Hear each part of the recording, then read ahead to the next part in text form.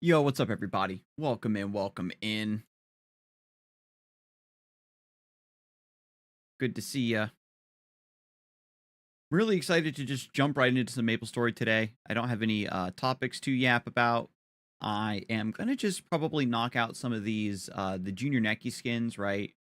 I want to get, I think, another 25 octopus legs or so. I think it's like 30 octopus legs for the weird medicine quest. It's my fault for not doubling back to Perion. It was just that none of my other quests or errands or travels kind of put me in that vicinity.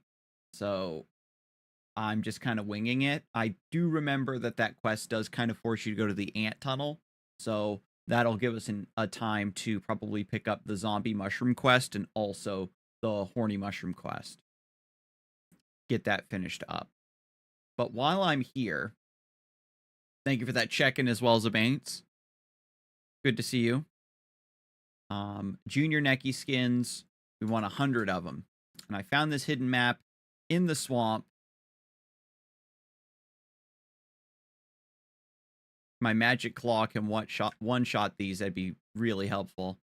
I'm like just below the rate. The server will be going through a scheduled maintenance in 5 minutes? God. Wow. What the heck?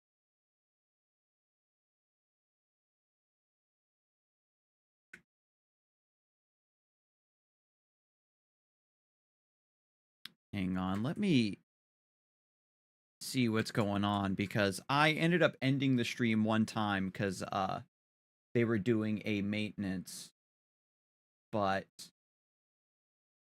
it only ended up being like a short maintenance. They were just patching something real quick. Let me see if there's any notice elsewhere about it.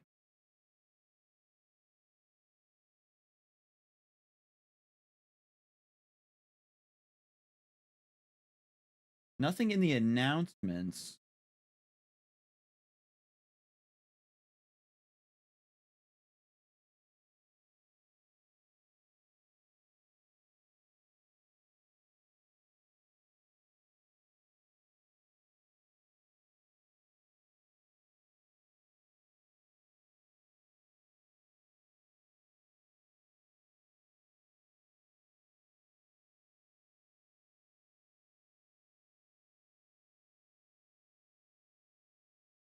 Hmm.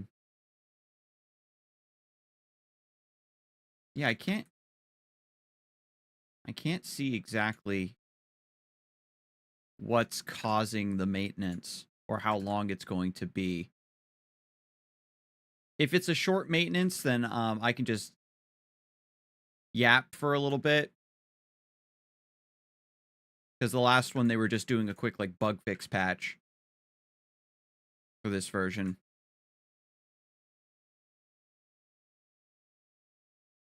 This is one thing you have to remember about Old Maple is the NPC or the quest that you're talking to is like get 100 of this, but not every single instance of that monster is guaranteed to drop the quest item. There it is. I clicked your stream and it said video unavailable. I had to refresh. Interesting. Apparently there was a weird bug yesterday where if you went to Captain Sarah's stream, it showed her chat but my stream feed on her channel. So Twitch is going through it apparently. I was just getting the stream set up and I logged in and it says that the server is about to undergo maintenance. So I'm not sure how long that maintenance is going to be. Weird bug. She was stealing content. Oh no, my stream key. She messed it. It's funny because Crossman and Sarah had both sent me a screenshot of the bug. And I told Sarah that my yapping was too strong and couldn't be contained on just one stream anymore. I actually need to buy blue potions. That's another errand that I need to run. But Alinia's on the opposite side of the island. That's exactly Mad Wheels. If it's a long maintenance, then I'll jump into Might Magic Fates and show y'all what's going on with that game. There's like some really strong cards too in that game. It's because there's like a bit of a tactical element to it. There's a lot of cards that are way stronger than people think they are, in my opinion, because they aren't using them to their maximum benefit. And it's already beginning to warp the meta a little bit, in my opinion. There's a lot of deck concepts, because like I said, there's no in-game card pool. I had to go to just a fan website that shows deck builds and things that people are posting on the internet. But you can't sort your collection by cards I don't own. The Elementals ring? Yeah, that shit seems broken. I did see that card and I was like, man, that seems like it's difficult to yeah, so there's the disconnect from the server.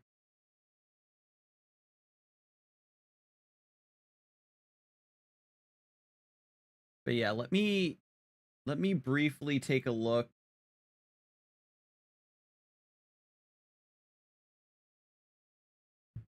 at what they're doing here in the server.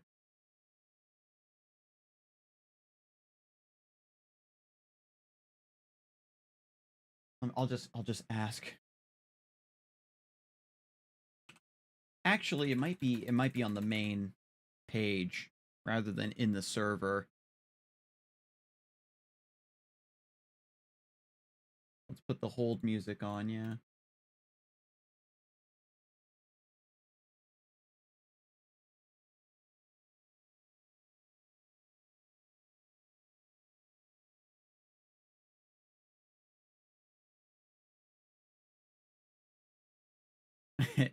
Everybody's like fake panicking in the in the Discord.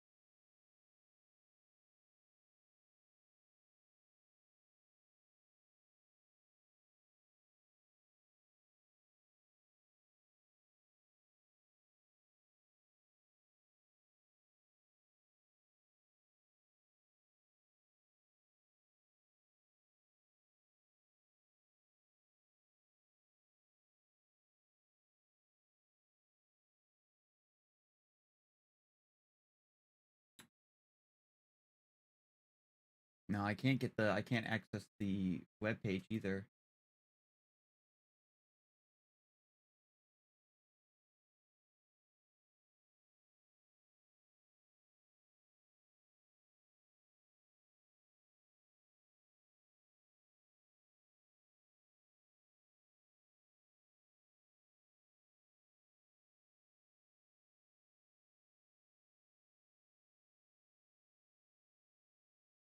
Yeah, anyway, sorry y'all. I know this is like a little bit anticlimactic. And from what I'm seeing, like I haven't been on I haven't looked at any news or anything yet today, but it looks like there wasn't really anything posted. And of course, the developers are kind of just doing what they need to do when they have time to do it, rather than like, now that we've given you sufficient upfront warning, now we can make changes to the game that we built.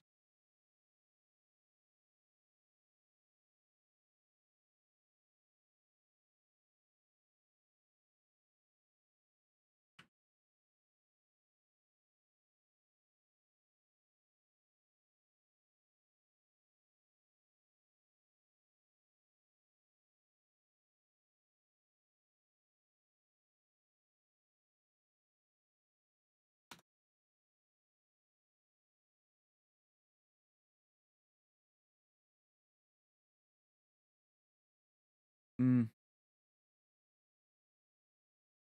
yeah, I can't access the homepage. There's like a weird error message. Sometimes it kind of lets you through and sometimes it doesn't.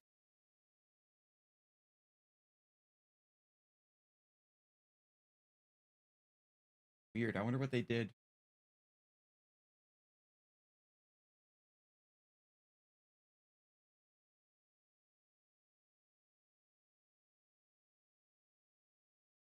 Yeah, hang on. They just posted the servers back up.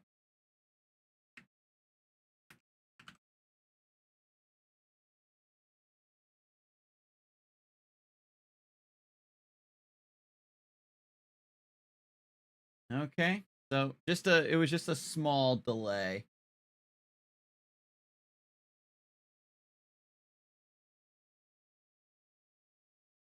Boop. We're back. Okay. I don't know what they fixed. The last one I think was just for like to fix a weird like ladder climbing bug or something. I might be thinking of a different server, to be honest. But this version has made a lot of big changes, so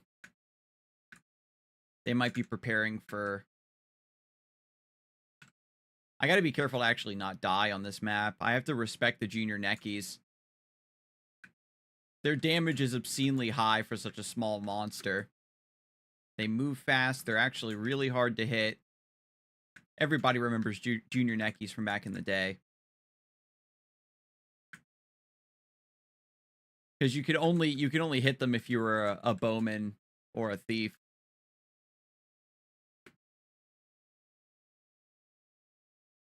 I guess mages could hit them too, because magic accuracy has its own formula that's built into the spell. Same with the mastery for the spell. It's all on board. So it was rare to actually miss monsters as a magician, for what I remember. What little I did play, nothing too high level. Bad news, Discord just rolled out the ID stuff in the UK full force today. It's as ass and broken as people expected it to be. People are already finding ways around it. Yeah, like I say, this is a feature that they're rushing out to capitalize on a very specific time window and a very specific trend. I did see a post that said that they're trying to they have an IPO evaluation coming up or something. And so they're trying to get as much value tacked on to their product and their company before that happens.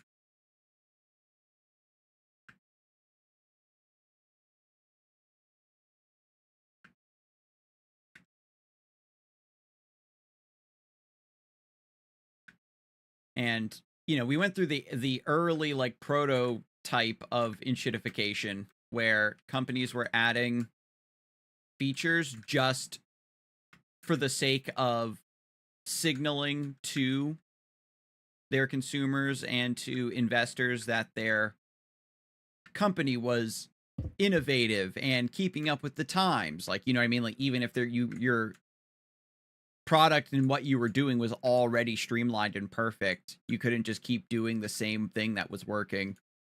Like, if it ain't broke, don't fix it doesn't apply to the average business, especially in any sort of software or tech industry. Because the people who have all the money to invest in these companies don't actually produce the products or the technology themselves.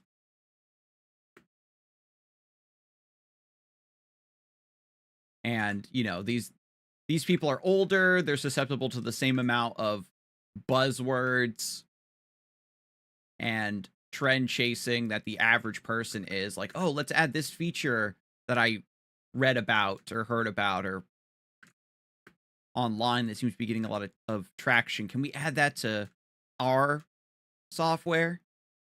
And it's like, well, no, that's not what our program is meant to do. You know, you see the same thing pretty much even in like movies and video games. You know, the MCU did crazy numbers and then everything was trying to be an interconnected multi-stage multiverse.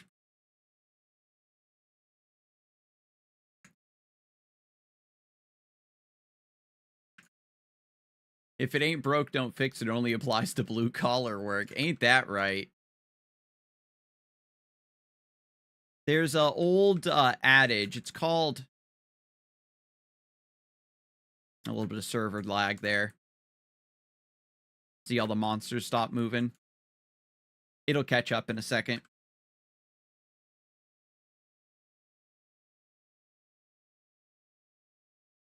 There's an old adage, not an adage, an axiom, a rule of thumb.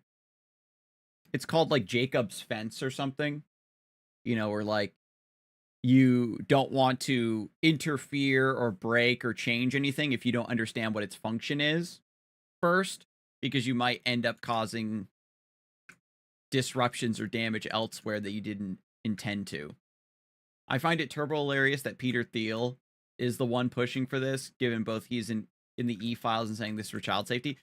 Like I say, it's been a playbook for a very, very long time to just be like, oh yeah, this feature is to protect children. That honestly, and that might be the case. It might have a certain angle or application, a lens that you can look through that does keep harmful content away from children, but that is not the main crux of it.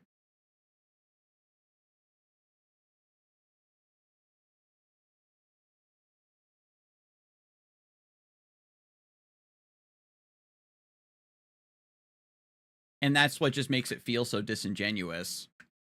We had this discussion earlier. It's definitely important to make sure that creeps aren't interacting with children online.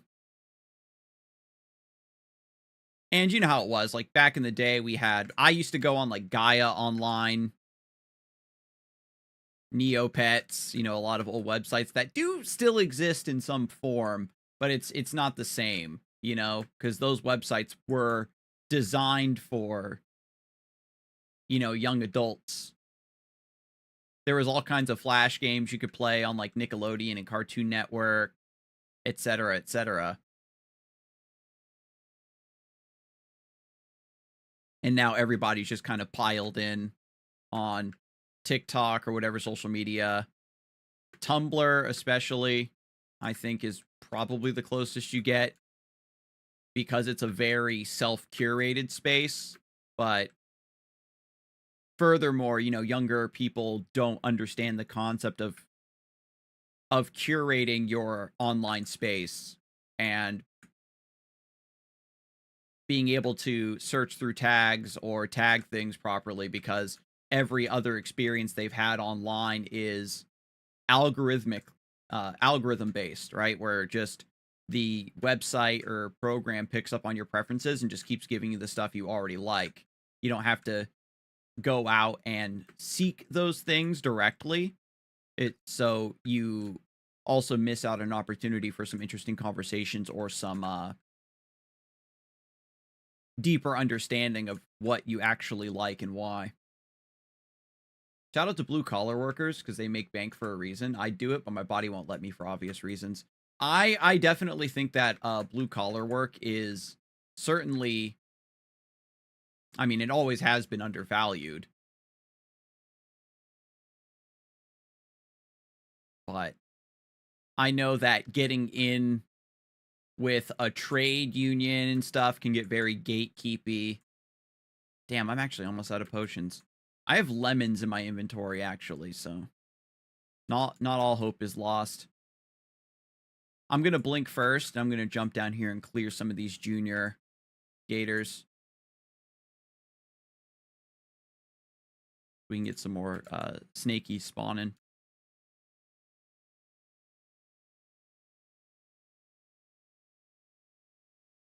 Because, you know how it is. When you've been working in a trade for a really long time, you know a lot, right? But teaching is a separate skill set. And so sometimes you get very experienced veterans in a trade that don't have the desire or the aptitude to teach, and it's not their fault. It's just that's how the system has worked. You know, where I'm making sure I'm not crowding out this sin. because we can divvy up the map.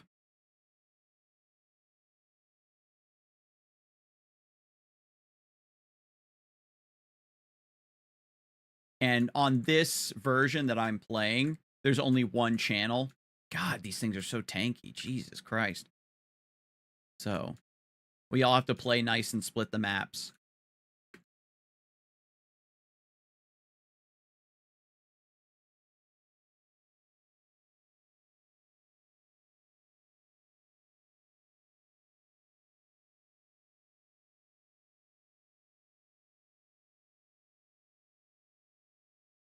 Hot take, teaching makes you better at your trade. I bet so. You know, like when you teach something, you get a better understanding of the fundamentals.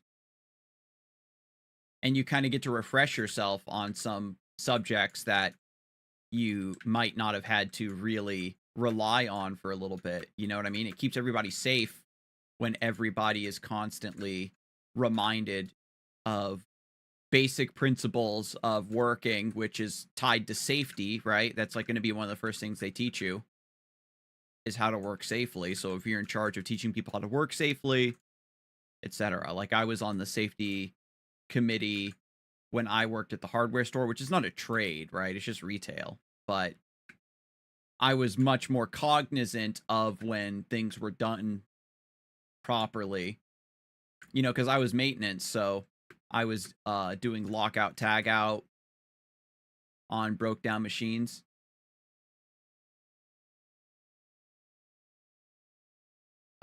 Yeah.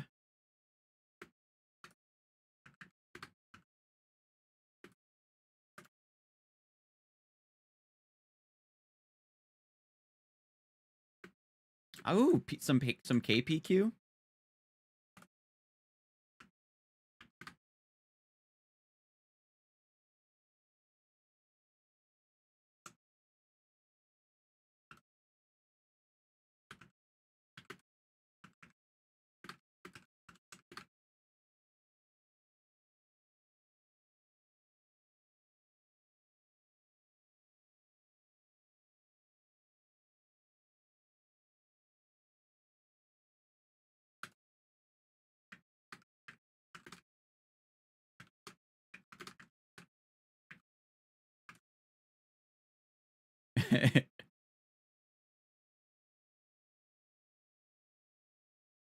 This is what I'm talking about. Like everybody remembers the junior neckies. They were back in the day. They were impossible to fucking hit.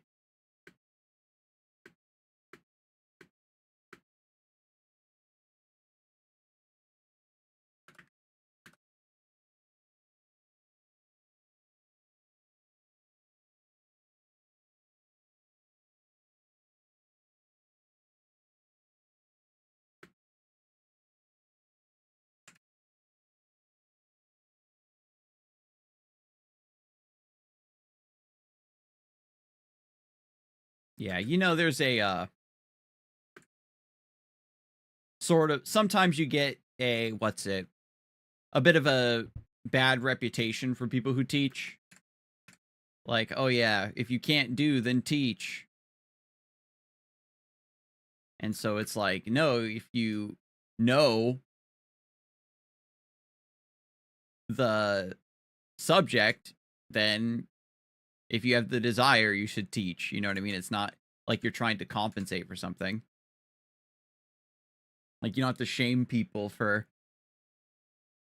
trying to pass on their knowledge. You know what I mean?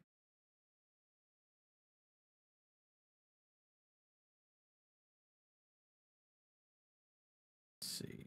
Yeah, grab some potions. Looking good.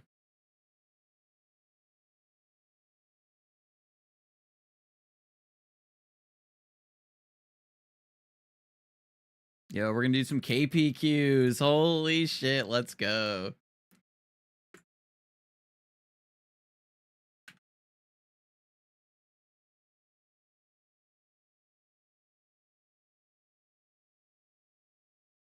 All right, so the party quest in this version, it's instanced, so you can do as many as you want. In old school Maplestory, it was reserved for just one. Wait, I gotta do it?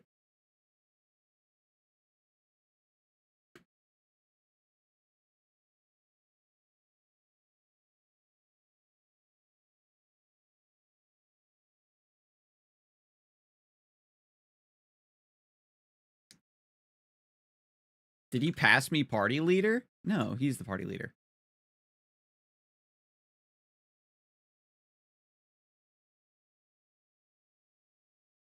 Earlier, I kept getting 25 and 35.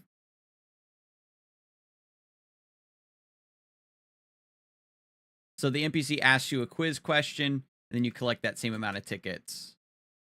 And everybody collect all the tickets and then turn them in to the party leader, who then turns them into the...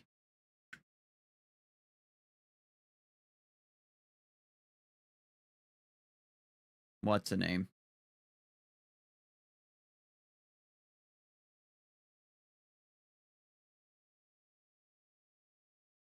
So there's a few stages like this of kill X amount of...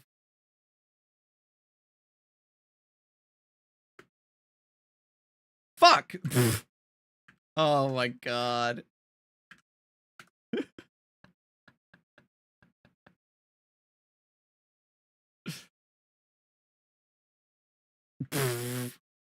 Oh my god, I fucking...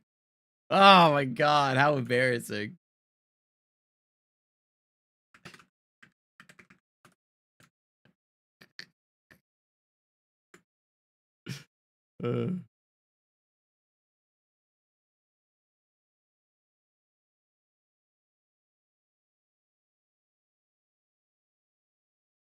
So yeah, definitely when I level up.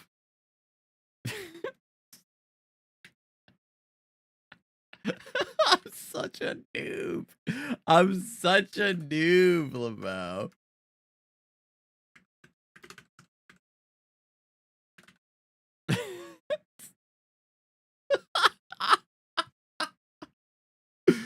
Oh my god. I completed and trained and taught, and that was it. I was competing every other weekend and training, teaching 4 times a week. Basically, if I was on the mat, I was in the gym, eating or sleeping. That's dedication. And you know how it was, like, back in the day.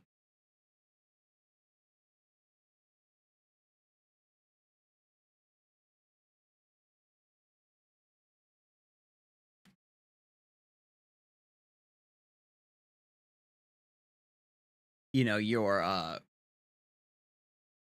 business, you were sort of incorporated, might be the word. Like, you were operating under your guild, and you had an obligation to take on apprentices.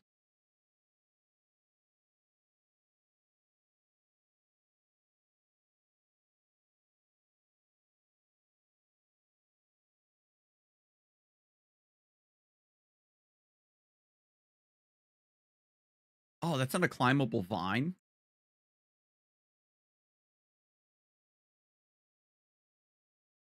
15. I don't know if it's just them or if the server is still a little bit laggy.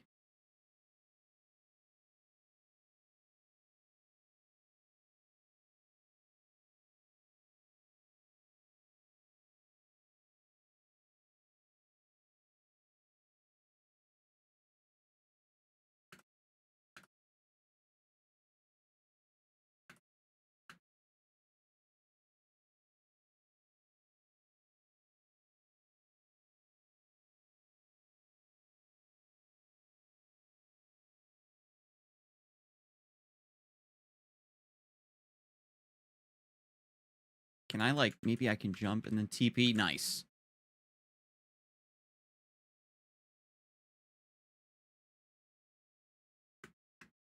Damn.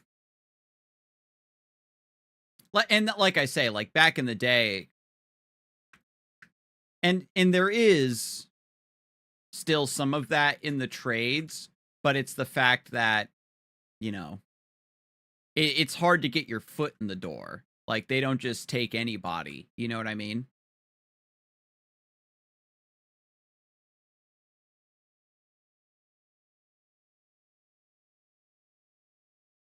Because when you're training up it was like that back in the day too. You're training up your apprentice, and you don't want them to just steal all of your knowledge and your secrets and then go off to, What the hell?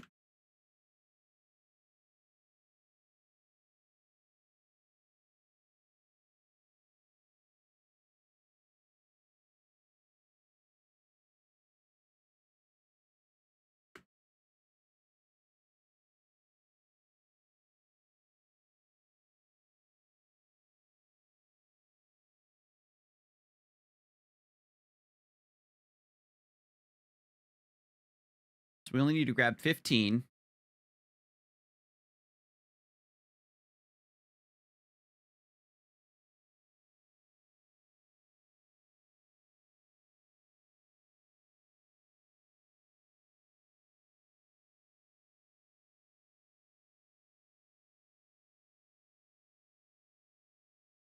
I don't know what they need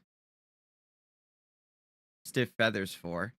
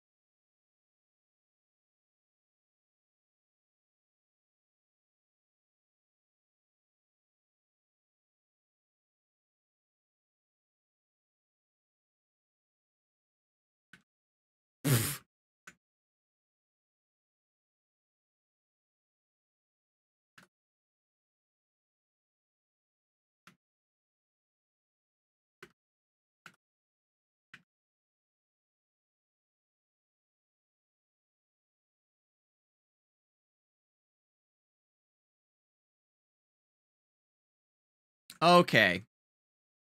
I see. I was misremembering.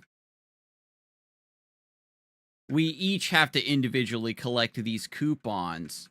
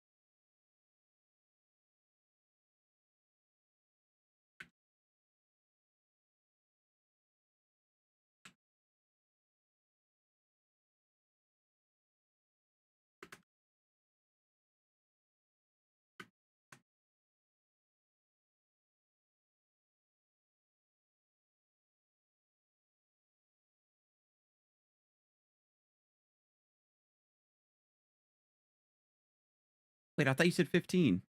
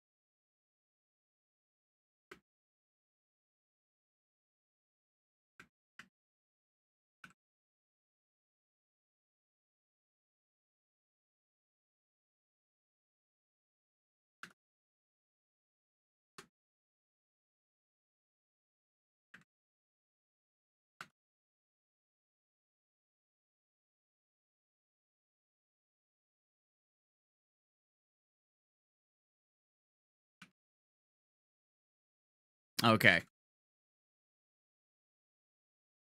So you talk to the NPC, you get the answer.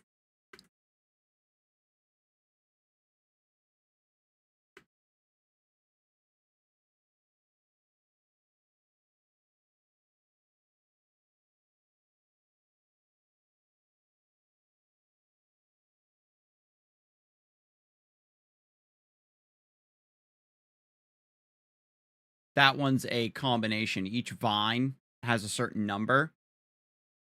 Oh, they made it so it's faster to get up here. It used to be like a crazy switchback.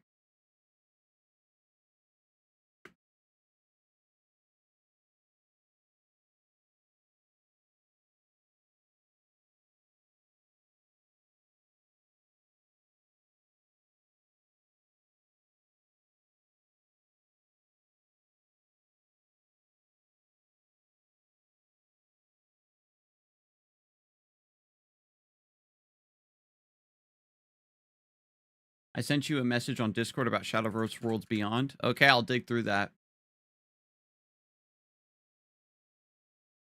See, I remember the number combination puzzles. I just forgot about how the...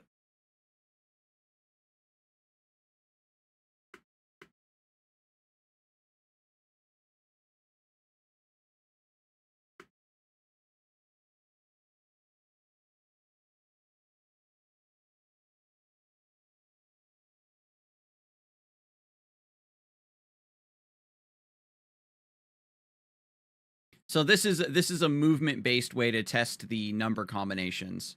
So it's 4, then they'll go to 6, and then we'll test 1, 5, 6, and then I move to 2.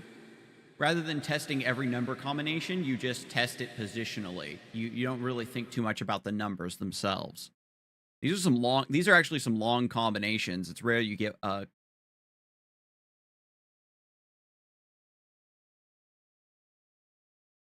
yeah. That's what I thought. They should end on 5 and 6, and then I move to 3. Yeah. Like I was saying it yesterday that I haven't actually done KPQ in like fucking 1,000 years. So I appreciate them being patient with me.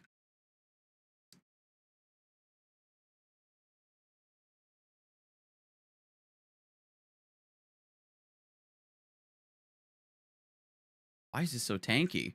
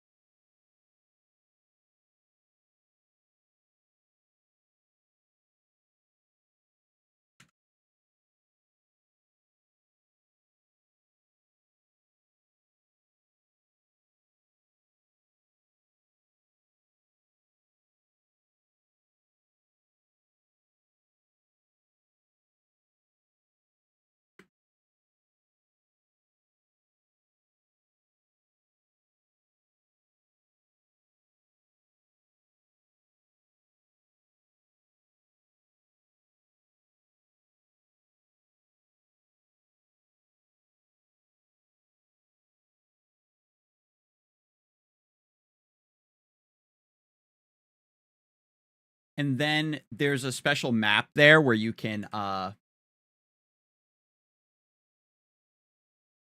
like train for a little bit.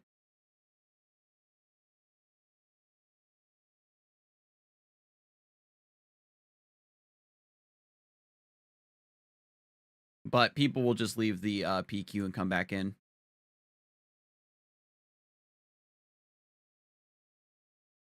$35.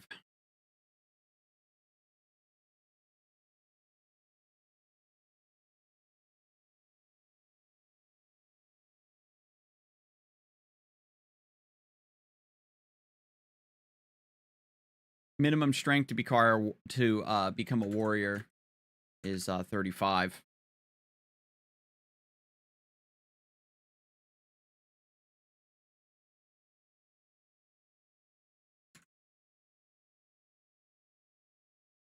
But like you can see the experience that you get. You get a chunk of experience for completing the whole quest, but you get like also a big chunk per stage.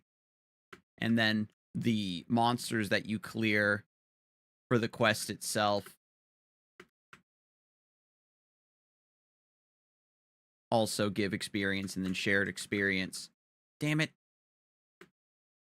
It's tough when there's 3 of them like that.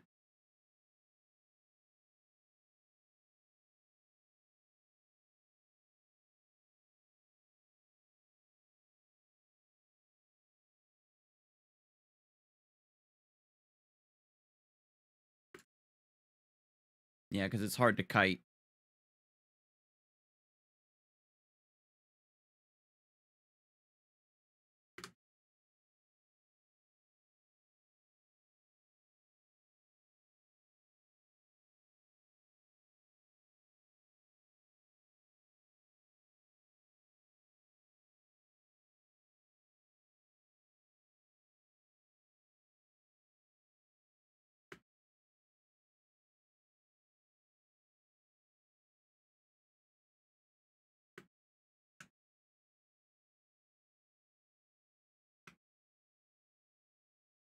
Being able to teleport in air does make that very, very functional.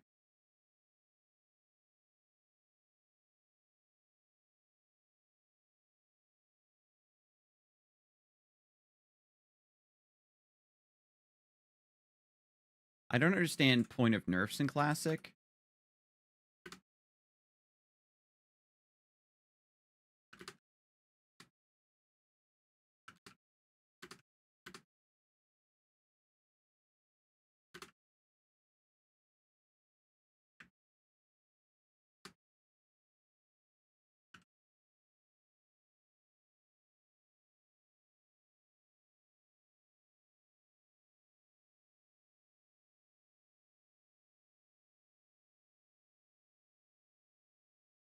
Yeah, we had this discussion as well. They didn't just buff every like. There's a few classes in old school Maplestory that are just mathematically inferior to other classes, and you can play them because you like to play an unpopular class.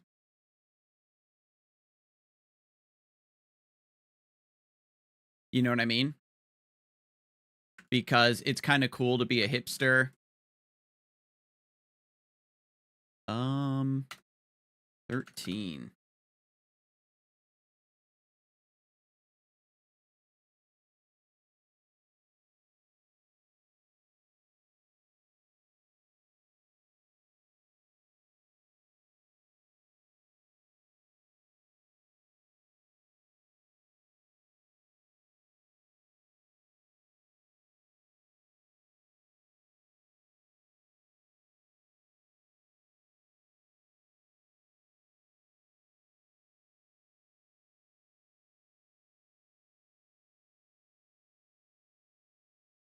It's not that I care about having a lot of classes. Like everybody wants to play assassin because they're cool, but the reason that they played them back in the day is because they literally were just the best class. You had crazy damage, crazy range. You had haste for speed, which made it easier to move around the map. Dark sight also lets you move around maps easier, makes it easier to train. Flash jump, one of the most fun mobility skills in the game.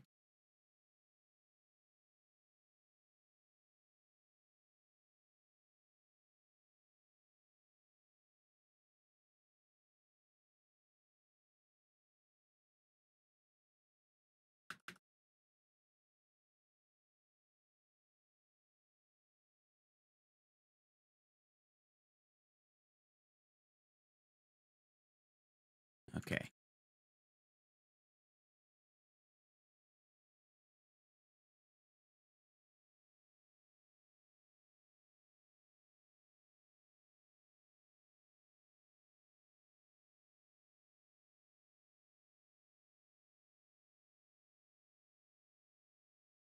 But this is nice. Everybody's just kind of chit-chatting about classic world changes.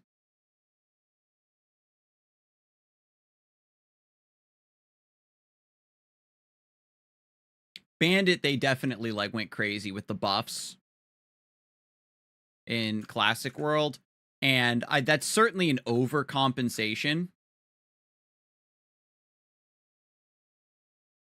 because assassins were so good, it made bandits look worse on, you know, just on the face of it.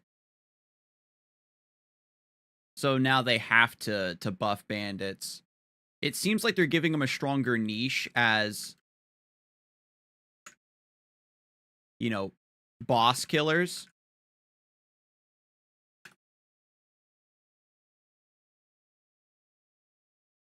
And it was like bandits, their whole thing, right, is single target DPS, but they also lost to assassins on that.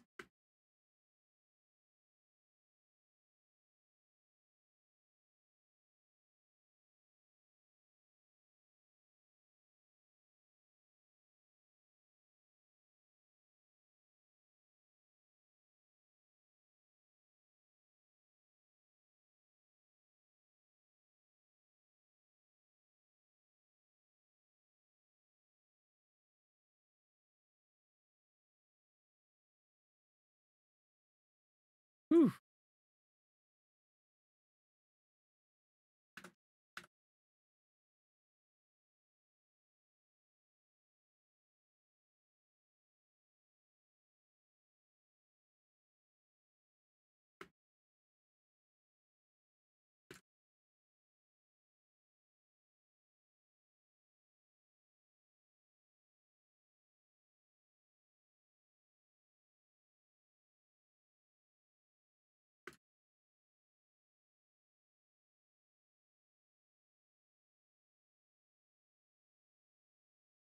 That's not the order I would have done it, but we figured it out. There's only a few combinations.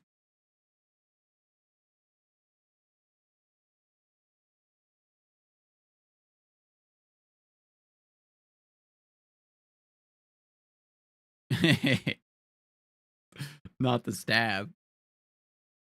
Nice, we get a short one. They made the hitbox on that portal bigger.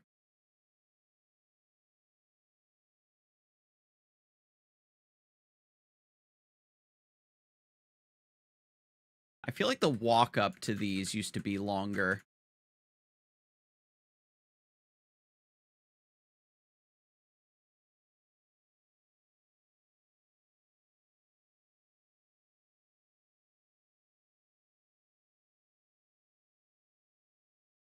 What's funny is the static spot, it was generally considered to be for like noobs. But it also makes you feel like the VIP.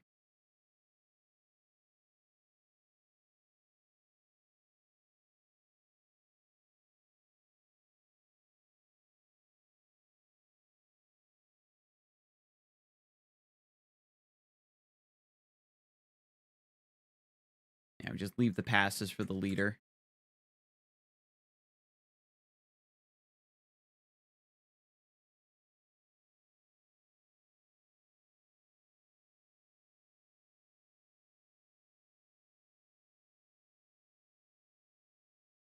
It's you do have to keep an eye on it, like that little signal thing summons little ads, but it also has this attack where its eyes shine, it does like an earthquake move.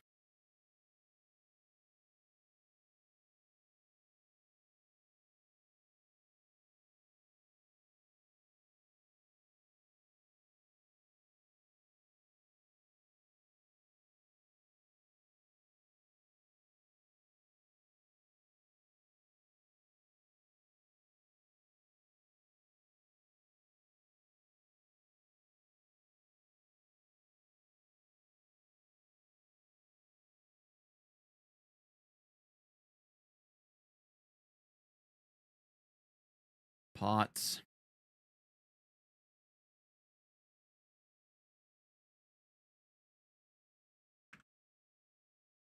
I guess I should put my skill points in.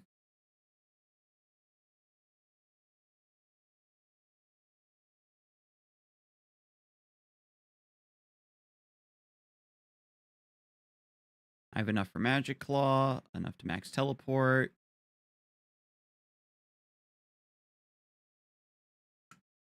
Now I can get Magic Guard, so I take a little bit less damage. The same number of experience points to advance from 1 to 2.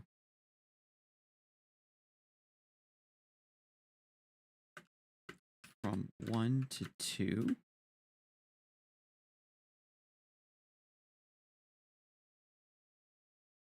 5?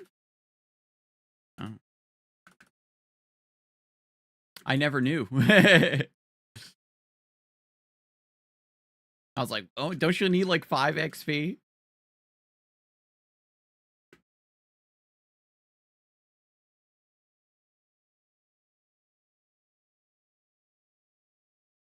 So the way Magic Guard works is that when you take damage, a portion of that damage is inflicted on your MP instead of your HP.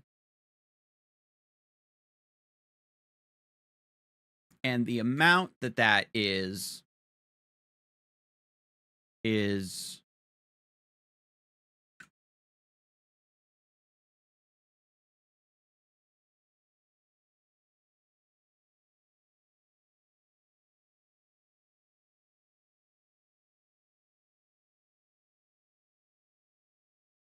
like a percentage of like the damage.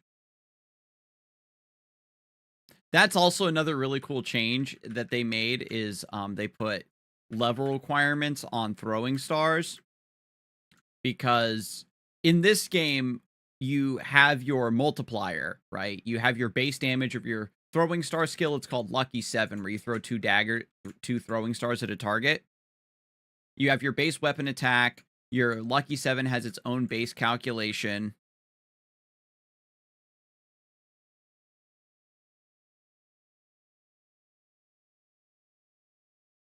And then, you have like just the weapon attack of your claw, like any standard weapon in Maplestory.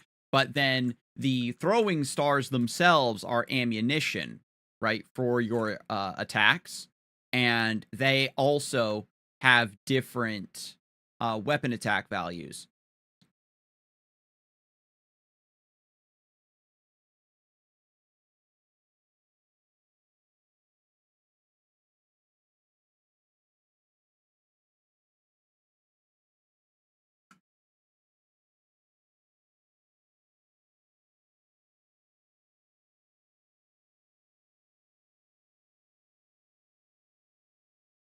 And essentially, by having another slot on your character's equipment,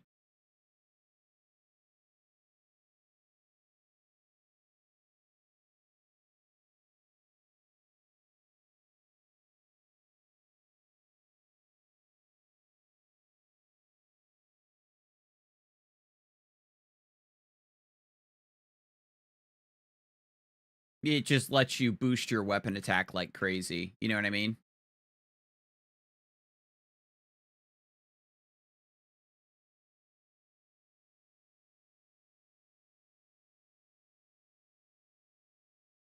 And so putting level requirements on the throwing stars makes a lot of sense, just to make sure that the progression of a character is appropriate for that level.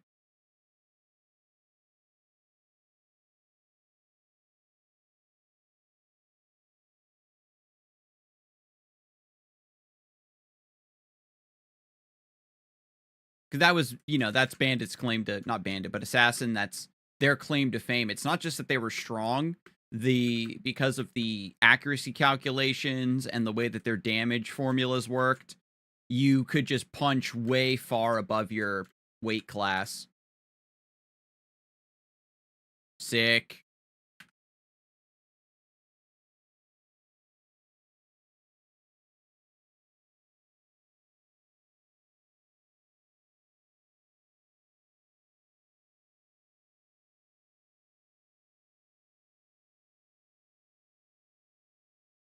Damn, I hit a 1 on those? I don't remember. I don't know if these are special curse eyes for the PQ or if they are way stronger than I remember.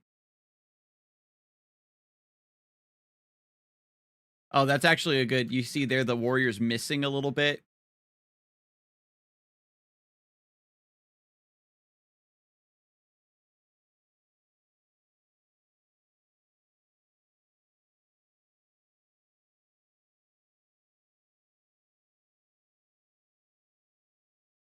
Invisible wall there.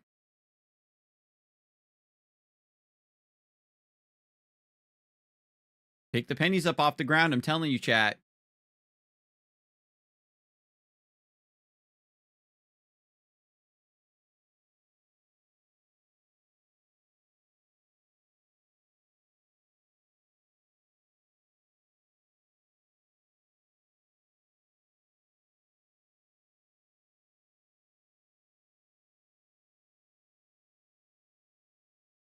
Not me.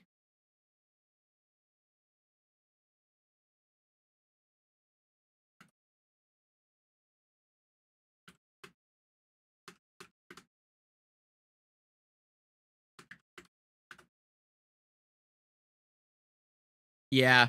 They like it popped up directly like behind the portal, so we can't see it.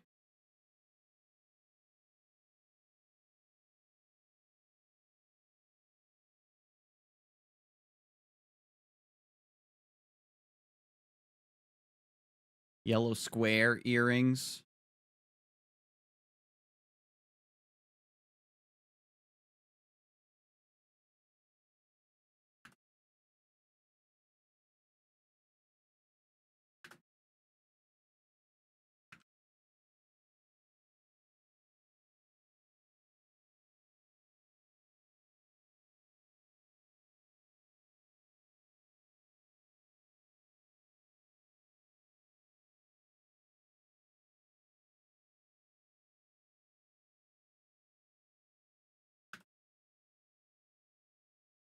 But for this version, they changed it so the PQ you can be done with 3 people.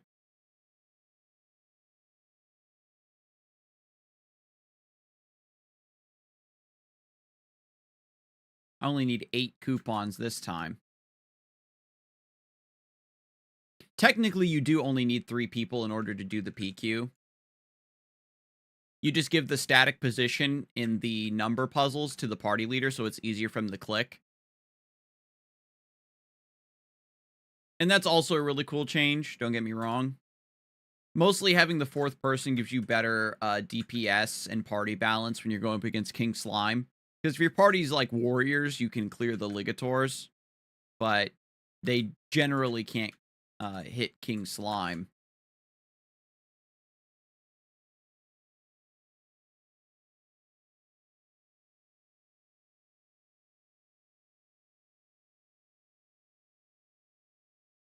The fact that you can teleport midair is so good for just being able to stick to a platform.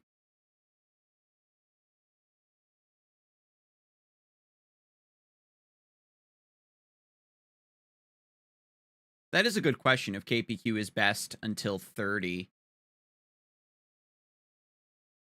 I mean, it historically has always been weird.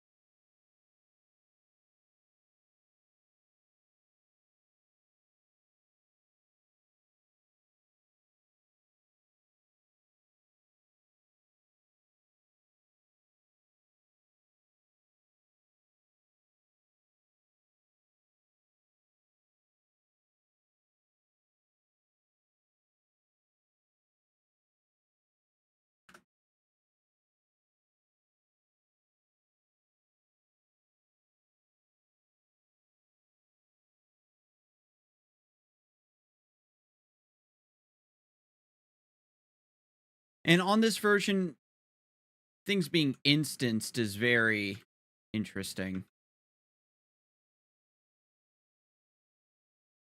And then Queen comes up, minimizing the movement of the 4th player. So this is the correct combo. Yep.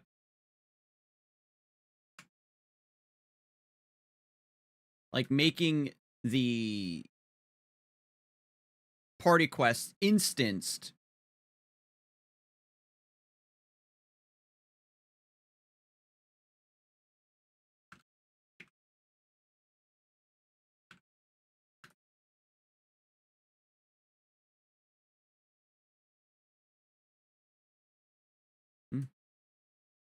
Well, I mean, if they got the clicking like that, then that's chill.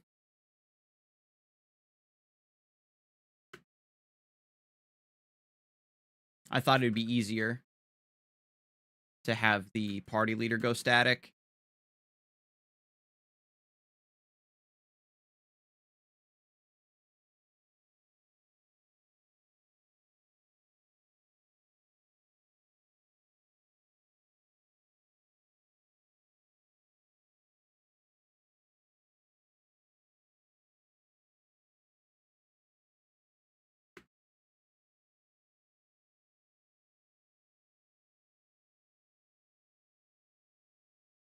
I wonder if there's some kind of crazy way to JMS that.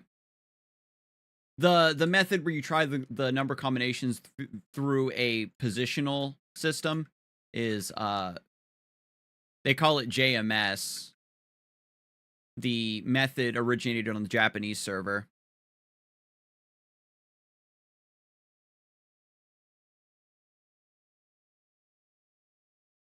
Yeah, I thought I remembered Junior Neckies being on this stage. They're always cleared by the time I got to this platform. But that's like another thing. If you've got like all minimum level party members, there's a chance that based on your composition, you aren't able to actually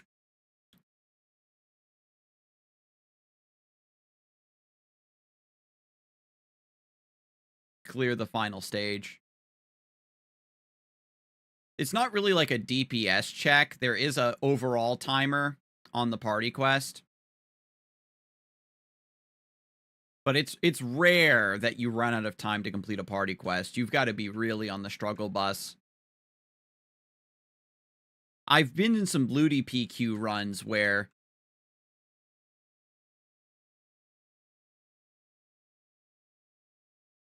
like it takes an eternity to clear Alishar because we're all super low level or we've got a lot of physical attackers.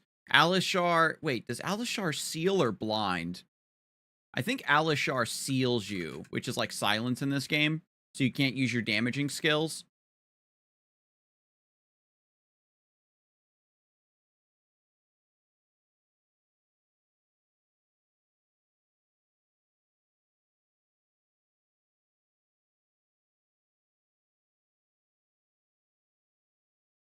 More potions. Yo, what's up, Prickly? My dinner's going to be 4 chicken thighs, a can of beans, 6 eggs, and some broccoli. I'm so excited. Damn, that's a Gaines meal right there.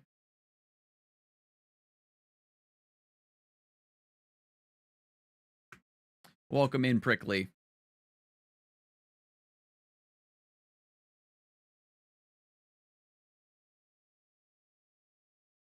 Level to make your first job advancement as a thief, so 10. 35 is a low roll, but we can all help out. I got bodied by the 35 ticket a little bit ago.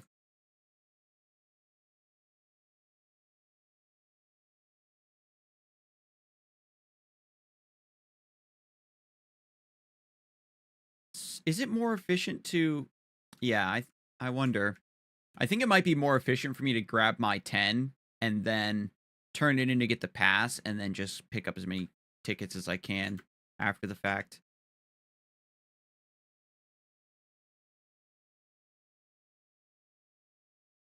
Maybe these platforms are cursed. I keep going onto the right side, but maybe it's cursed. Oops. Oh my god, I suck. I did hit the teleport, but I wasn't sure if I was going to, so I was still holding right. Because your teleport only works if you're holding direction. You can't just spam it to teleport in place or anything like that.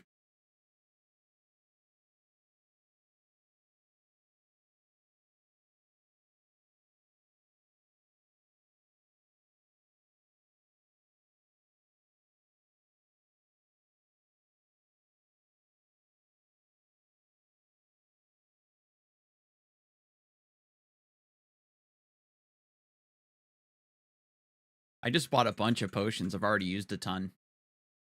But that's the thing. When you're doing, like, you get decent rewards at the end. And so it's like you're essentially trading Mesos for just incredibly good XP. And I haven't been, like, power leveling in this game whatsoever. Oops, that's right, I have 11. I picked up that extra one.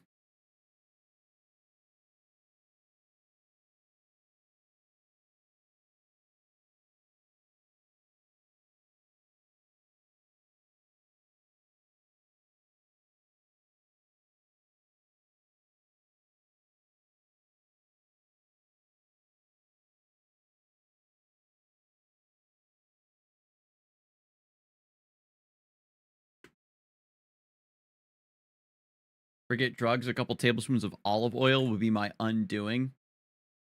Anyone know a good cookbook with healthy meals? There's only a few, right? I don't know if there's, like, actually a cookbook for it, but I'm sure there's tons of recipes online. Oops, I gotta drop my fucking coupon. There we go.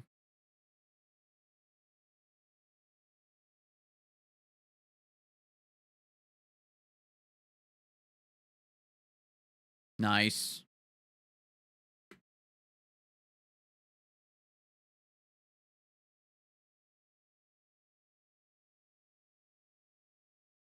Wait, I was wondering if Zaza would go static, but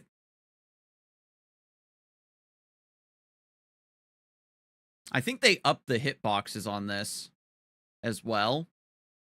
It used to be back in the day really finicky,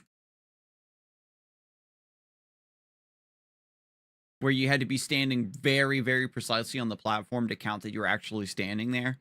Definitely an old technological limitation, but nowadays I'm sure that it's probably fine.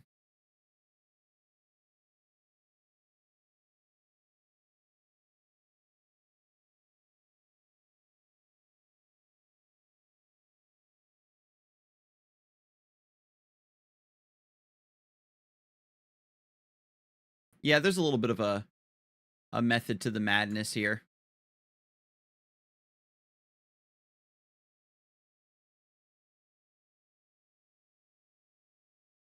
Just testing the combinations in reverse order.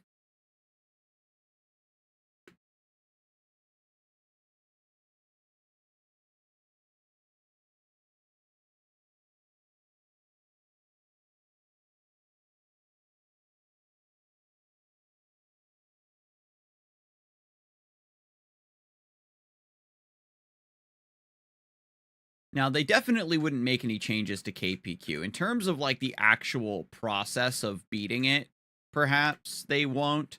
But in terms of rewards or your ability to actually do KPQ, I'm curious.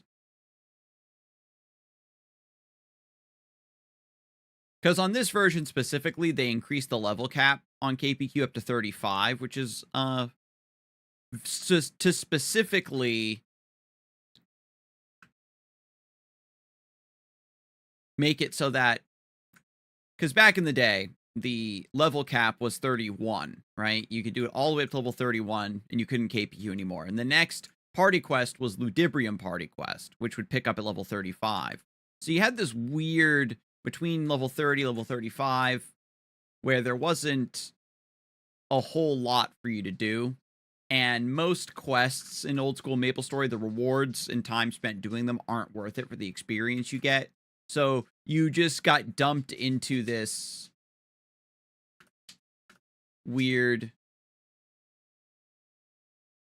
limbo where you just had to hard grind. Oh, I got the squishy shoes.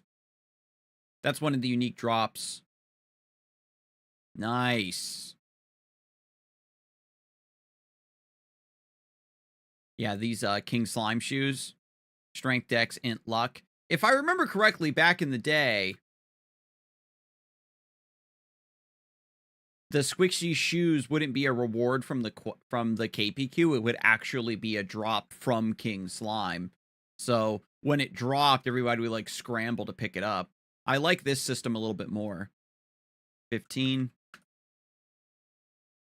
Where it's just in the pool of rewards you can get, so you can keep running KPQ and eventually you get your squishy shoes. These are buffed. I'm pretty sure they weren't this good. I remember they had like a speed bonus. I think they gave HP back in the day. I also vaguely recall that squishy shoes were added later. And that might, and I'm certain that that's inaccurate. Because as I have demonstrated repeatedly playing on this version, that my knowledge of old school Maplestory is not, it's fuzzier than I would think it was. Right. And I was planning on just doing more standard quests today. I guess doing party KPQ is the way. But it's technically better to... It is unfortunate because mathematically,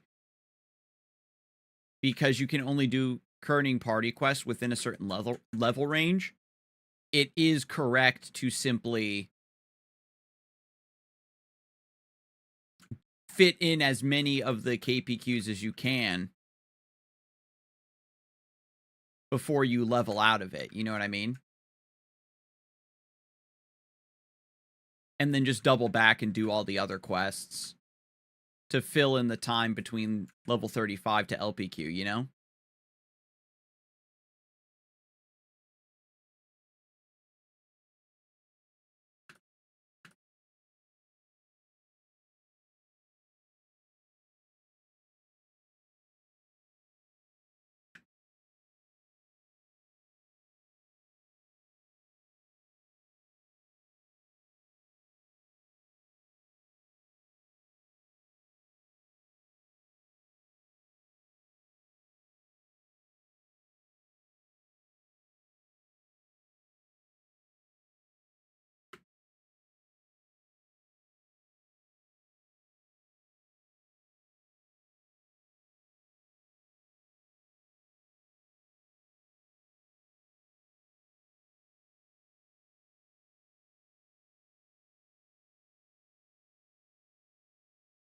And I'm still on the fence. I've kind of given my read on how I feel KPQ should be handled in Classic World once that's released.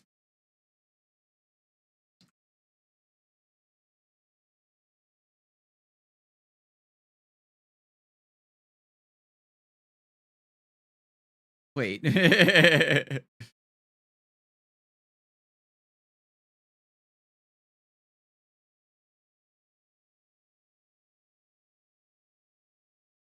Wait, what? Yeah. 2, 3, 4.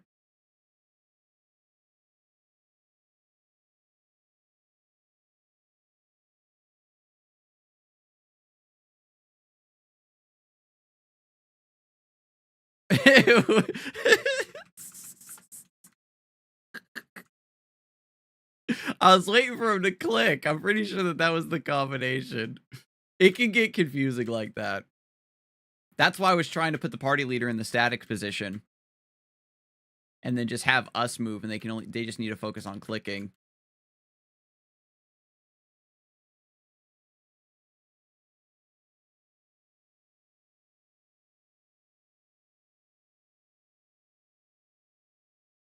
In LPQ, there's a number combination like this, but it's like 9 boxes or something. And that's where the true JMS comes from.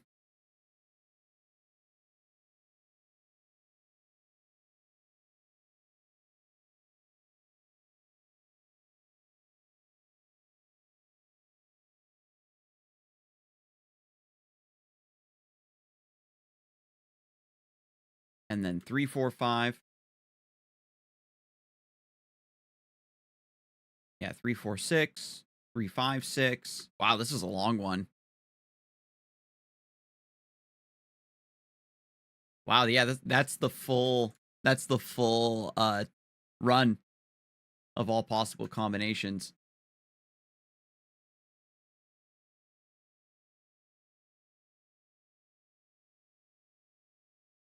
I'm glad that I can kind of refresh my memory on KPQ.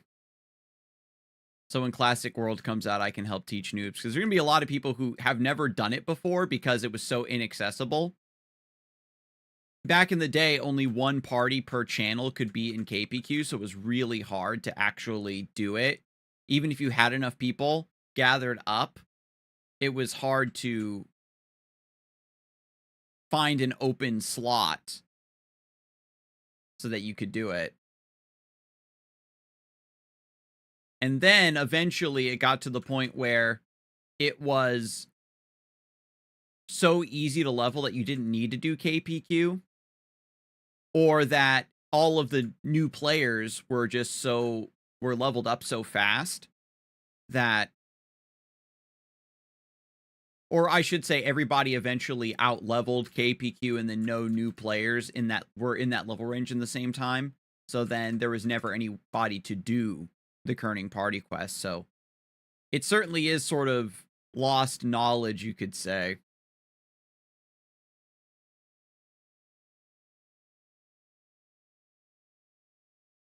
And we got some blue pots.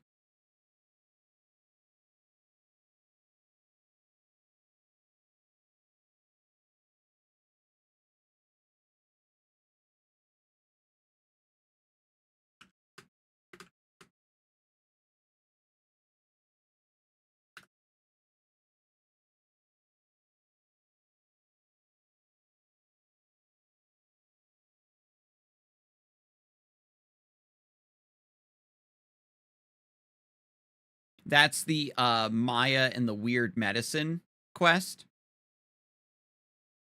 Once you get the Weird Medicine from Maya, she gives you your bamboo hat. If I recall, the bamboo hat is a level 25.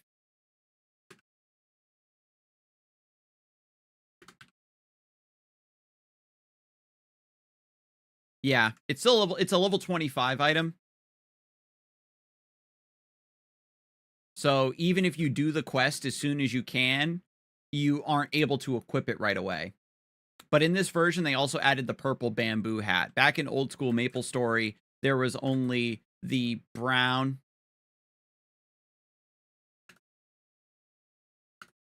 There's the brown, blue, and green bamboo hats.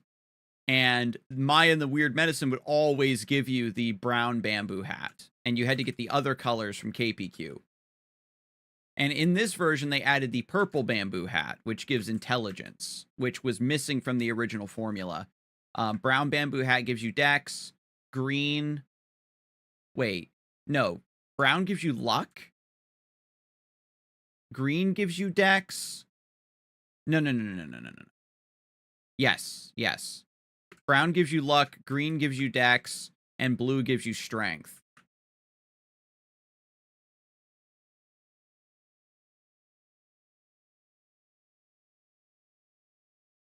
And so there was never a bamboo hat for mages. You could wear the brown hat for luck, but because of the old damage formulas, luck was not important for your build or your damage formulas or anything. Luck for magicians, luck was purely a superfluous requirement for your next tier of gear.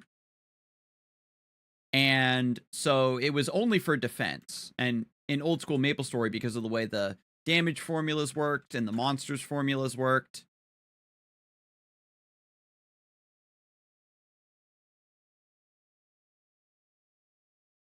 you didn't actually care about increasing your defense all like that, especially as a magician. All you needed was enough.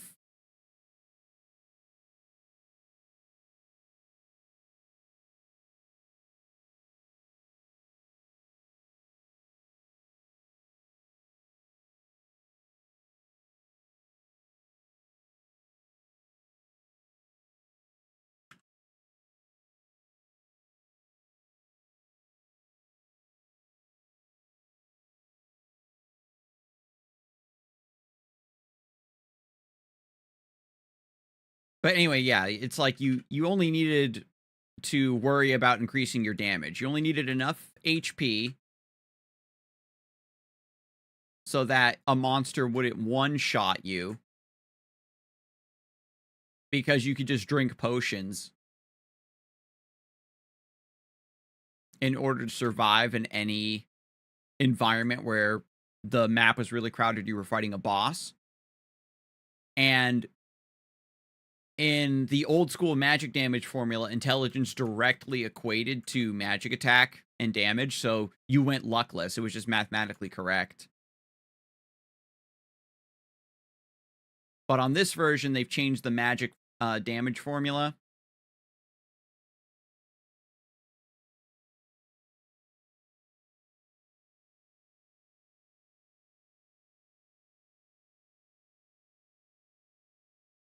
And they've made gear much better.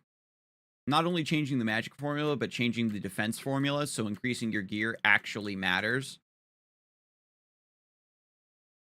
So it also creates...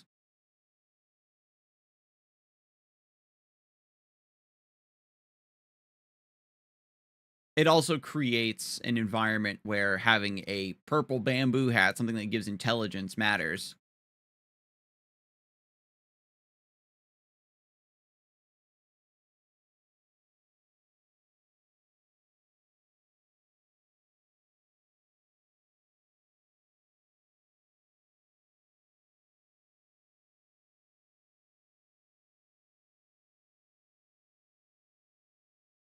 And right now, I was saying earlier that I'm not sure how KPQ should be handled, where it's just one party... Oops, hang on. Retest that.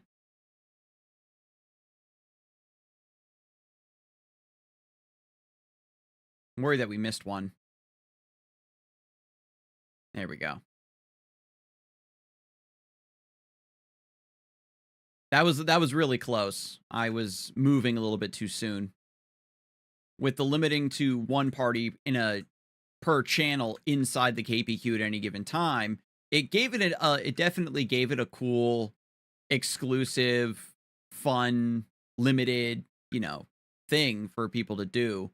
But because it was so much better than every other way to gain XP during this level range, even if you waited, a long ass time to get your shot at KPQ, you were making up for any potential experience loss from just hard leveling. And because this is such a straightforward and curated experience, you're also spending less money on potions in order to KPQ. And then you get Mesos experience and then a reward right at the end.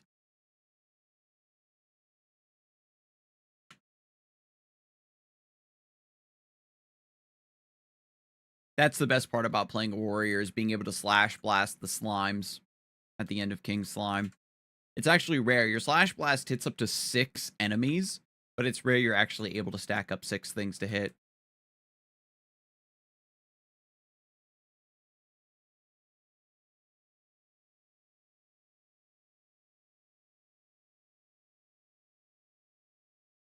White potions. But I think when you're in that final training map, it counts as you being outside of the PQ, so the next party can go in. So you can still stay there and train.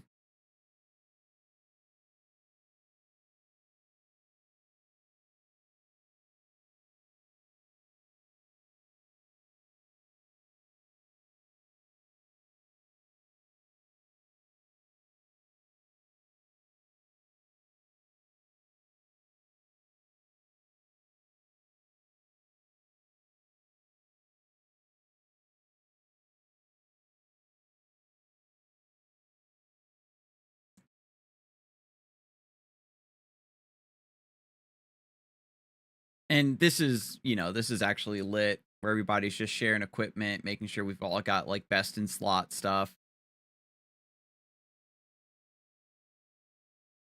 Sapphire earrings are actually really good, level 35 earrings.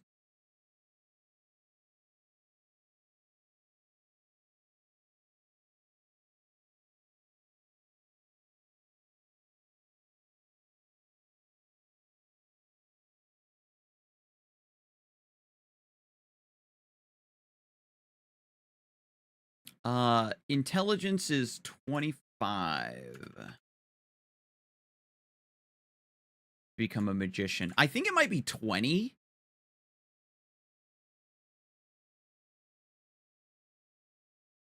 Wait, no, I think it's actually 20 intelligence to become a mage. It's funny, I made a mage, but I can't remember now. I think it's 20 because you class advance at level 8, so I think that number would theoretically be a little bit lower. You're, of course, not going to... You're going to have more than 20 intelligence when you become a magician, regardless, but... The minimum feels like it's kind of just there for flavor. Because your stats are going to be absolutely min-maxed in Maplestory. I think they, at one point, do streamline the process where... Or Dino Fries was saying in Classic World, when you... are like, I want to play this class, then they give you a bit of a guide on how to distribute your opening stats. This version keeps it true to the original, where you have to roll a die. Your stats are randomized, all 4 of your stats: strength, dexterity, int, and luck. And the minimum value you can have in any stat is 4. And so, essentially, every class has 2 stats that they need points in. So you essentially have to just keep rolling, re-rolling your stats over and over again until you get 4 and 4 in your 2 stats that aren't a requirement for your class.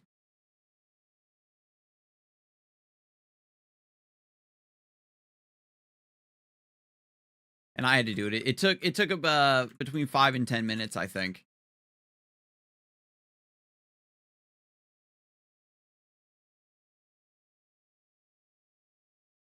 It wasn't that bad, I don't think. 8 extra at NPC. That'll put me at 23.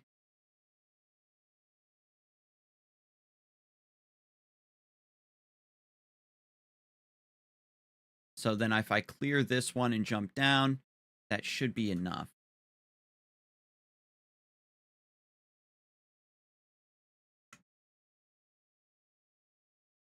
Yeah. And then I drop 3 of these. There we go. Yeah, I was right. It was 20. So I still needed the 8. That was very helpful.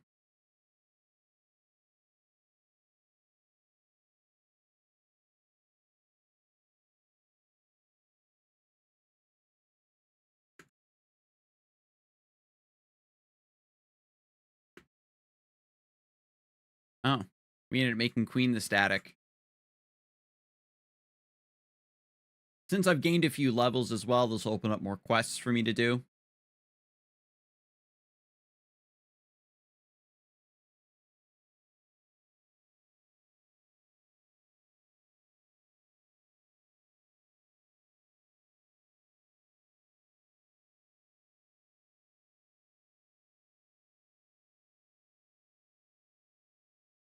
The swag.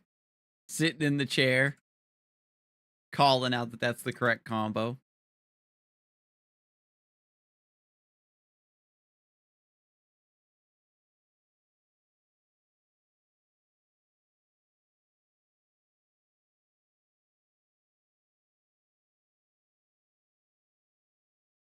But I do wonder, what's the best way to handle it? Just let people spam KPQ as much as they want, and just accept that it's the best way to play this level range. You make a lot of friends, you force a lot of sociability during this range, where it might actually get pretty boring. You let people get a lot of rewards in Mesos, which really helps their character progression.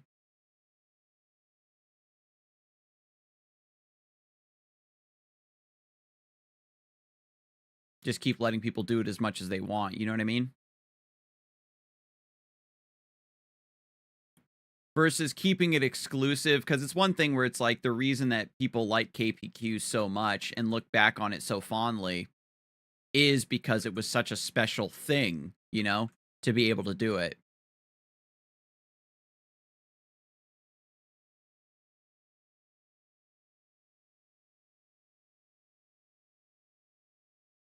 And I think that's kind of like not really a big deal of like, oh, you know, if we let everybody do KPQ, then it stops being special. But it's like such a foundational part of socializing and learning party play and working together.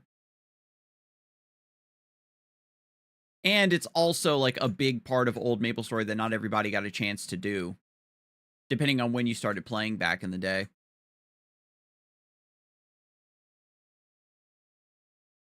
So when you're playing Classic World, you want to have a fresh start, be able to get in on the ground floor of the economy, certainly, but also have a chance to do all the stuff that you never got a chance to do when you played when you were younger. So that's kind of a point for some bronze ore. That's a point for just letting people do KPQ as much as they would like.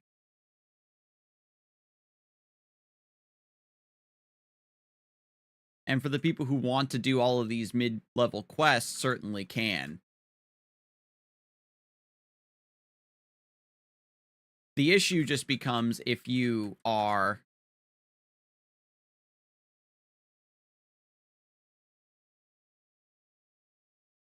like on this version,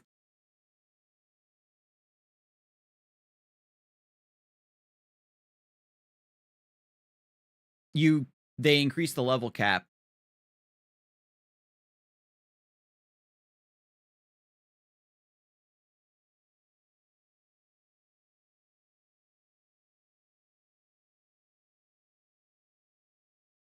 Just need 10.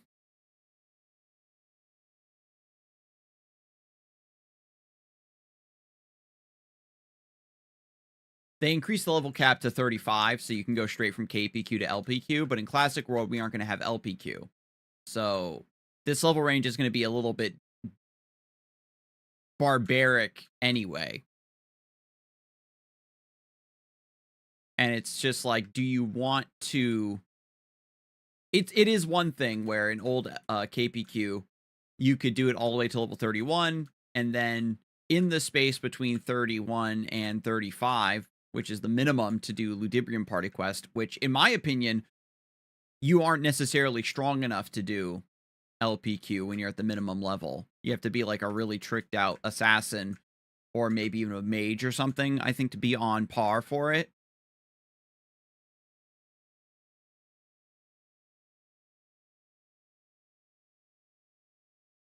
And just to give the players some breathing room,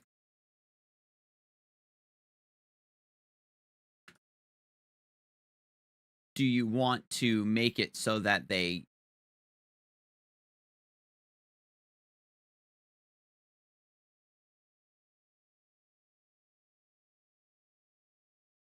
are forced to take some levels off, do some quests, do some solo grinding? You know what I mean?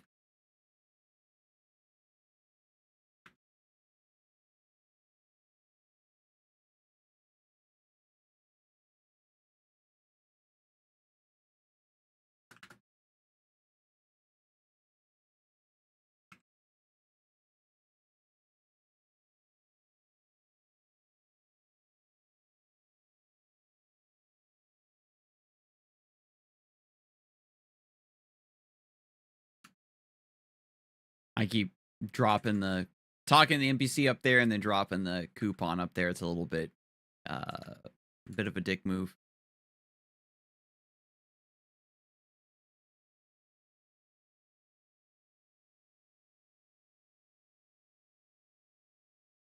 Lamau.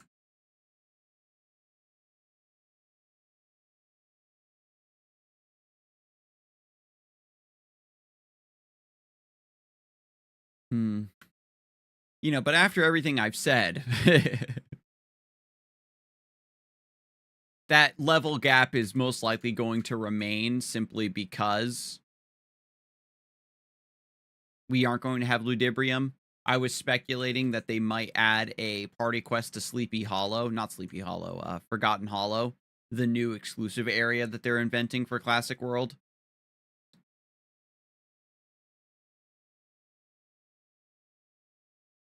Wait, that's not right. Hang on, I'm bad.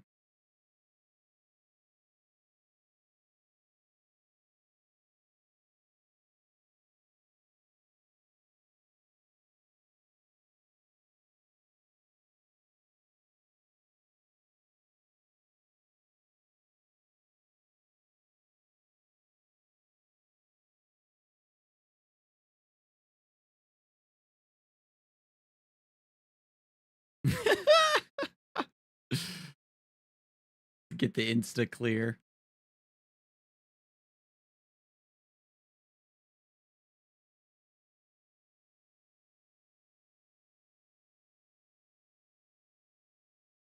Nice.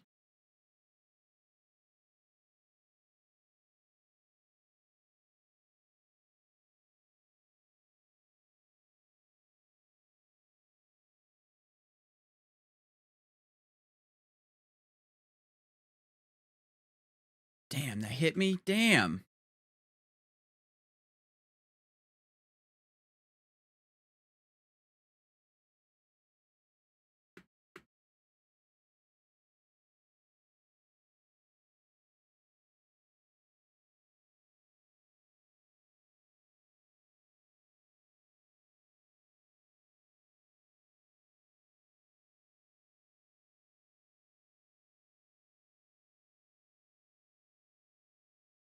The party leader pick up all of the Mesos and stuff while they're grabbing the ticket.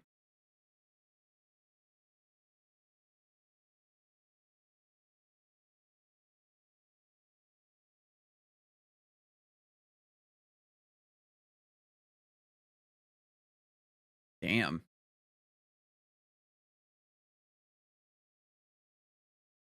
White potions. Okay, cool, cool, cool.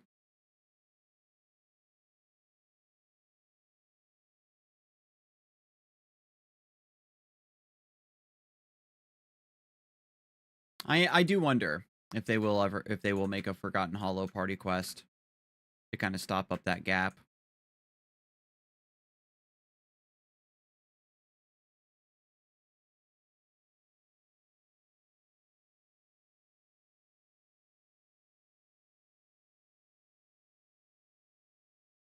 $10.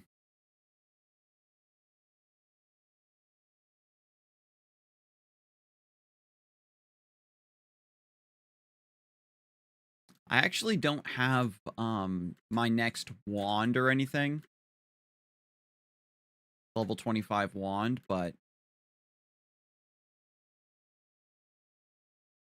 I might go for it. I don't remember there being a quest that gives you a weapon.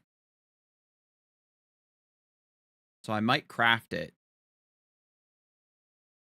In this version, they've emphasized crafting your equipment a little bit more. They do have a thing now where you can actually pay to try to make the weapon a little bit better. And I think for level 30 to level 50, you can kind of chill with the same level 30 weapon during that range. Because there's not too much difference between the different weapons during that time period. And you're still leveling at a decent clip. So I do wonder if it, like, which weapon should I stick with? Like, which one is truly the most efficient?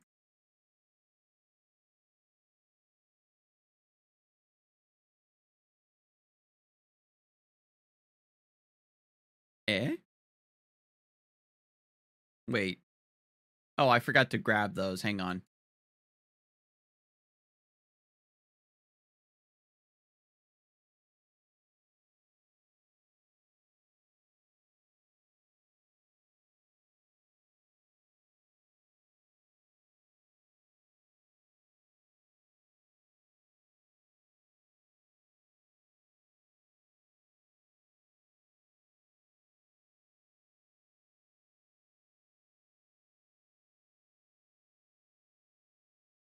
That's new. I vaguely remember an old KPQ, you can't go on that top platform. Even though you can hang off the vine, I don't think you can actually climb all the way to the top of the vine.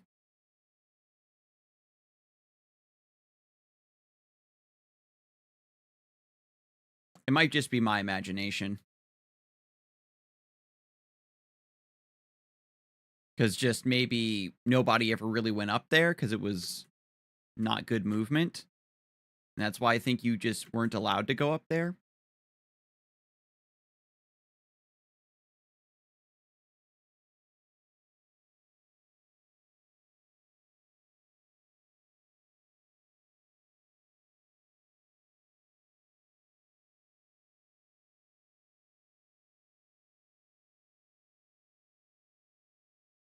And then it's 356,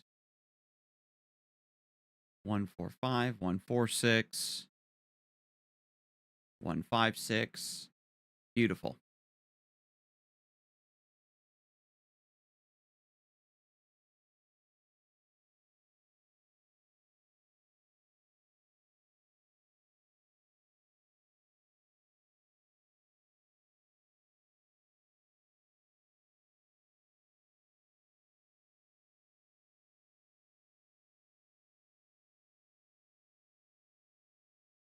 I haven't checked what everybody's level is. No, there's still plenty within the range.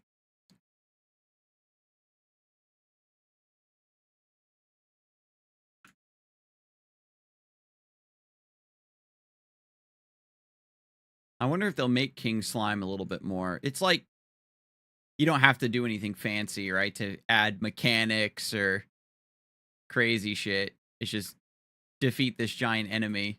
Especially at this point in Maplestory, this is like one of the biggest things that you can fight.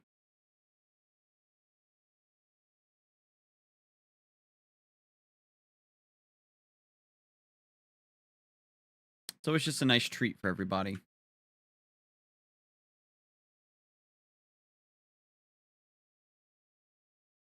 LPQ is going to be something else. It has like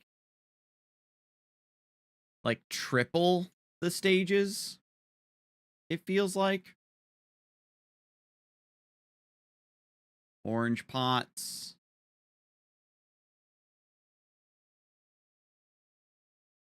There's really no lore for these NPCs, I don't think. Not really. They're all magic something or others.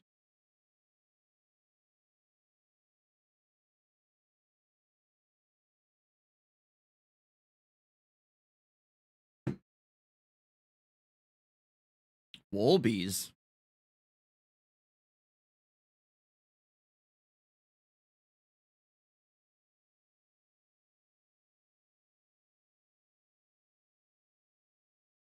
Job advancement as a bowman.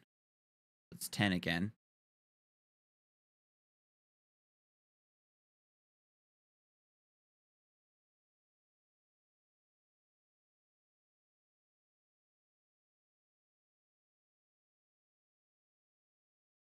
Oh, that's cool.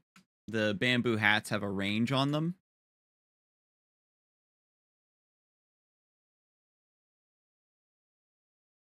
I wonder if they crafted it.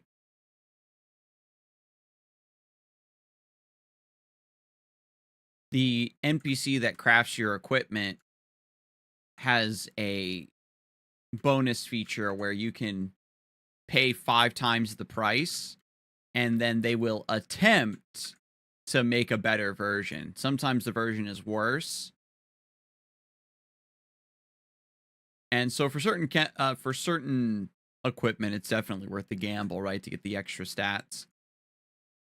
But I'll have to double check the menu of what's craftable and then make my decision, because getting a 5 intelligence purple bamboo hat does go a really long way. And if you just get good equipment, that's less justification for needing to swap out or upgrade your equipment.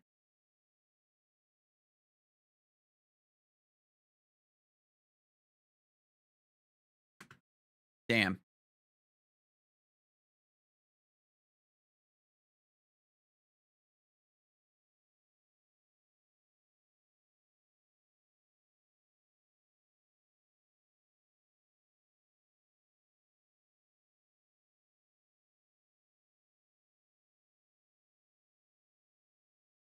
This should be enough.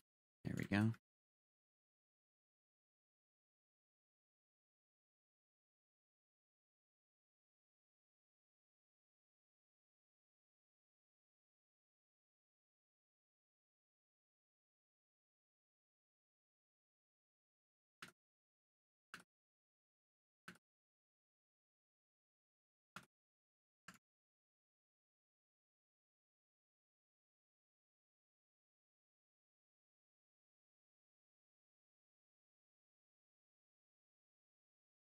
Nice. This is also chill too, being able to just KP with 3 people. Because that was also something that you weren't able to do before.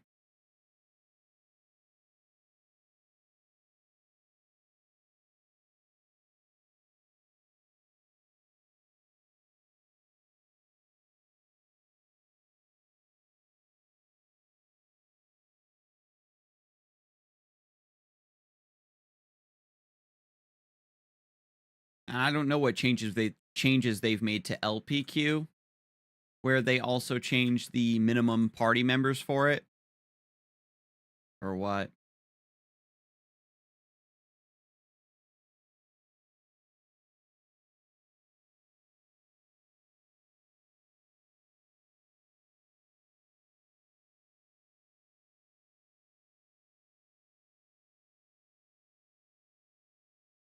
Because Ludibrium Party Quest is incredibly involved compared to this one.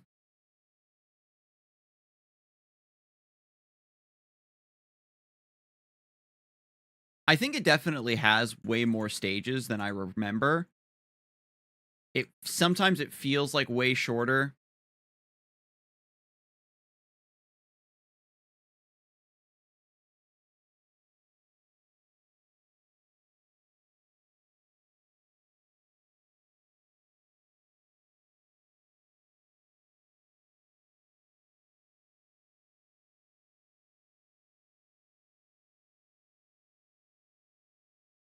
Some of the stages are really short, so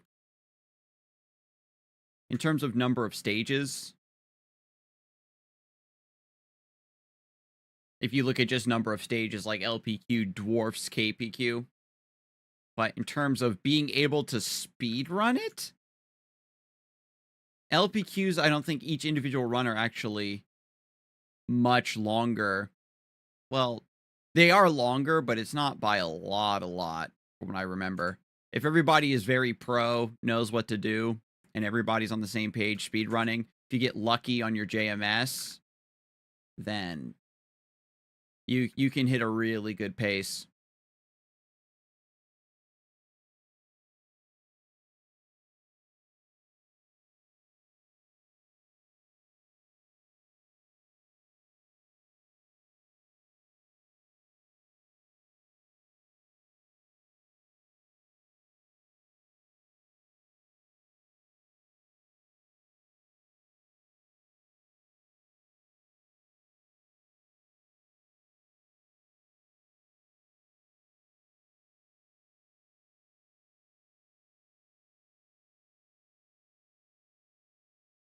Let's see what we get this time.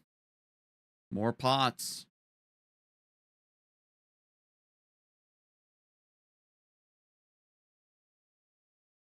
And, you know, I'm not salty or anything about getting potions.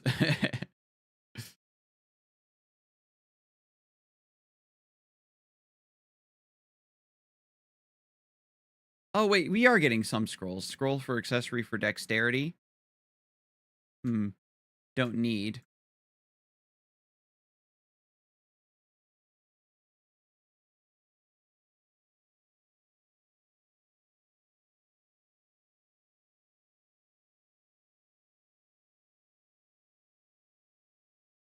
We've been getting some really good low numbers on these.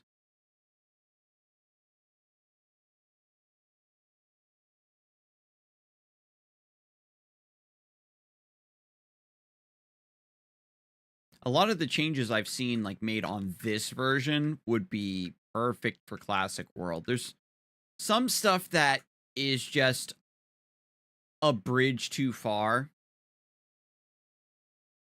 in terms of like when you're making a fan project, you have way freer of a hand to make changes than what Nexon would be able to do simply because of already done? Damn.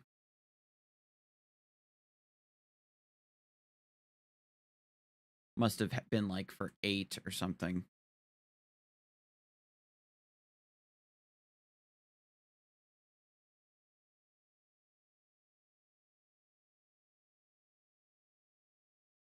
Um 6, 7, 8, 9. I should be able to make this jump. Nice. 10. Perfect.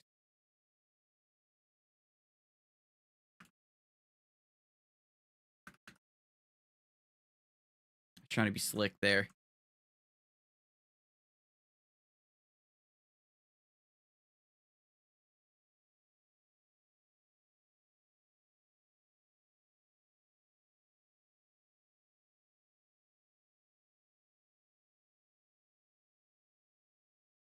Nice.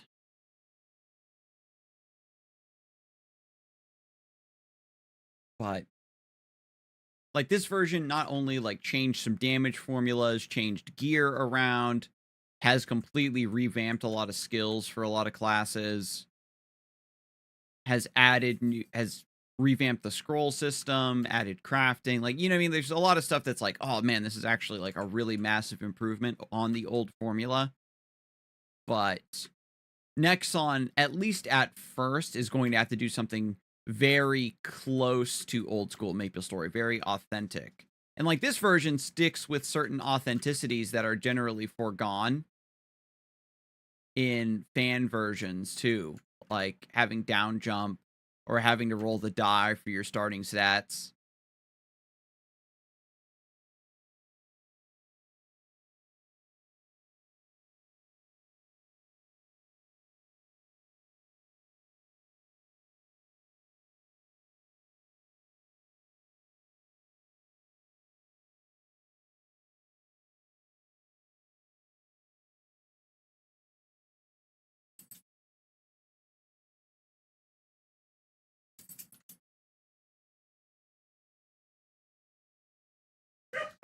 Damn, I thought we were going to have to go through the whole thing again.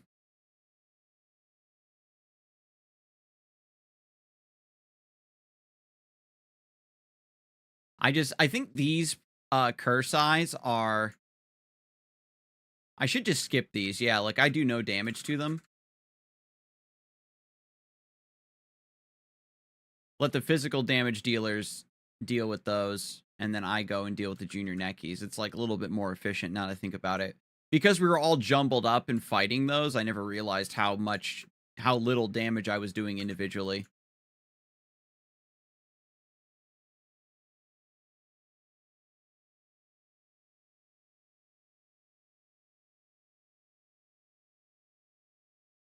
I think it might just be me.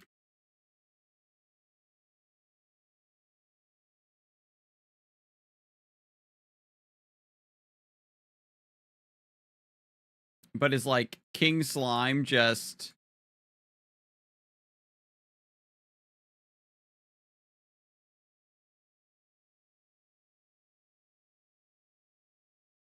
check the stats on that. That's very considerate. They saw that a mage glove dropped and they wanted me to grab it. I was gonna let the party leader just scoop it up and sell it to an NPC.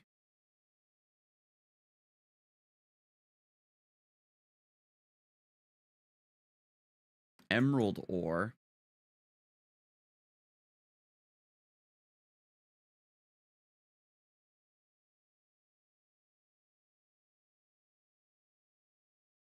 Yo. Level 16. You have some spare money.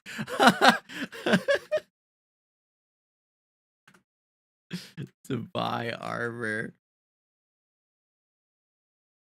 Oh my god. What a hero.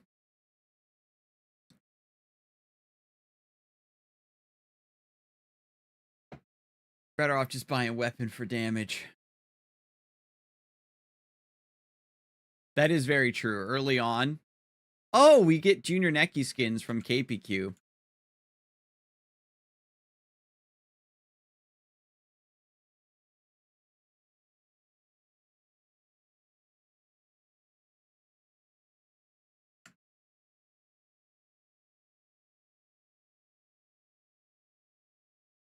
By normal Maplestory standards, like, even I'm broke.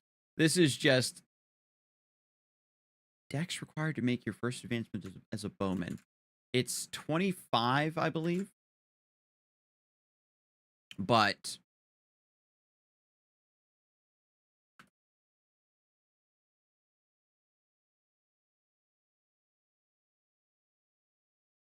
yeah, usually you have like 100K as a buffer, you know, just to use for incidentals like buying potions, buying your return scrolls, using the VIP cab, that sort of stuff. But gear, especially when bought from other players or scrolls or whatnot, get up into, you know, several 100,000 or millions. That's just the nature of the beast. A big thing that Nexon has to remember is there was a lot of choices made in old school Maplestory that were just hardware limitations, like instance party quests, or were just the trends at the time. And being able to find a unity between those two modes is going to be very key for Classic World success. And as I said, when they first release it, it's going to need to be very close to old school Maplestory, just so that they can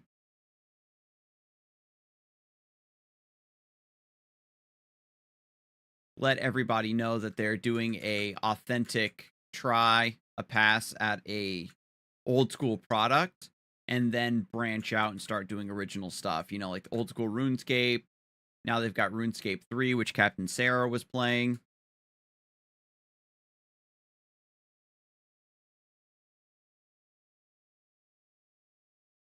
Seven. 1, 2.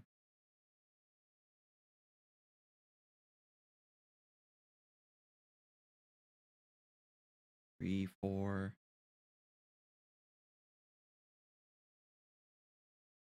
5, 6. Sounds like that's enough. Wow.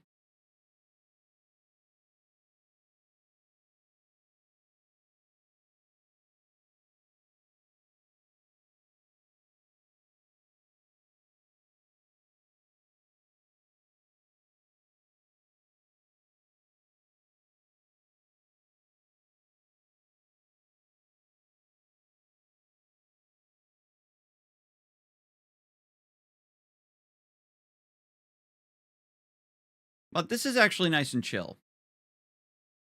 I was saying before that I wasn't sure how many PQs I was going to do, but if we've got a squad going,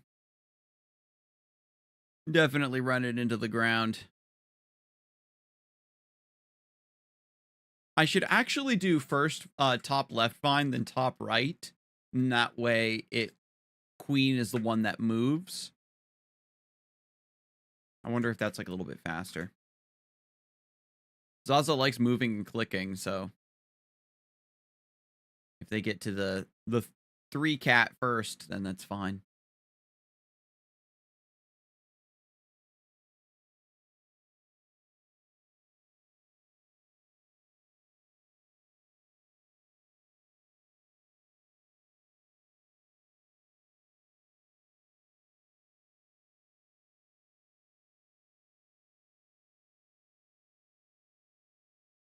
The detection radius for these number puzzles is so helpful. I can't explain to you, chat, how clunky and weird it was back in the day. Like, even the vines, you had to be hanging, like, really specifically on the middle of the vine in order for it to properly detect.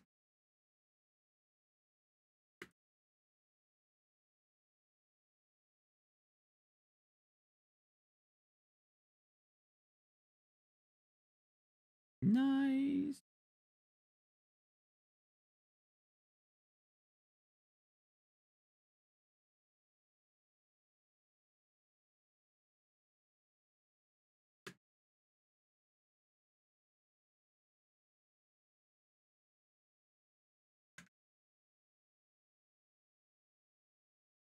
Yeah, I think that this is like secretly more effective. Put on the purple hat.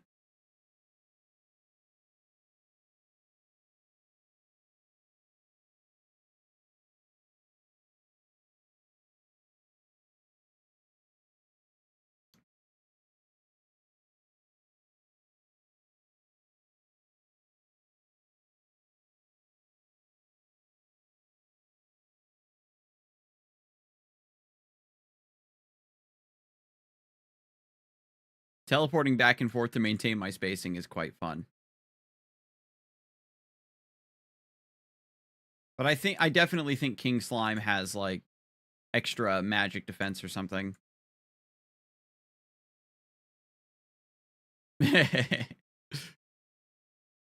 Can't leave that one slime there.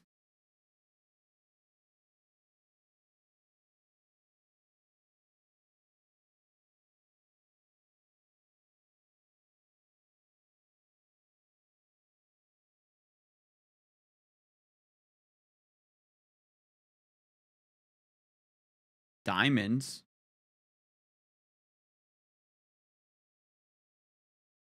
And now I'm level 25. That opens up a lot more. We're going to put those points into luck. And then we put more points into magic guard. Reset our magic guard. And hang on a sec.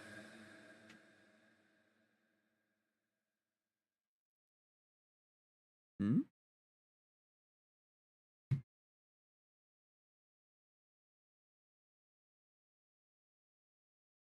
Oh, we picked up a fourth.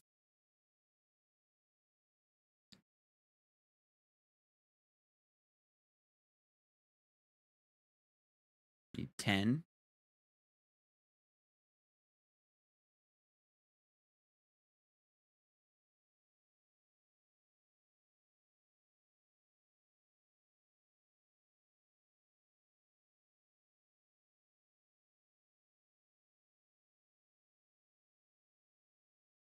Another assassin. And you can kind of see, right? Like that assassin doesn't have like anything beyond beginner equipment. I don't know if it's the fashion to go dexless on this server or not.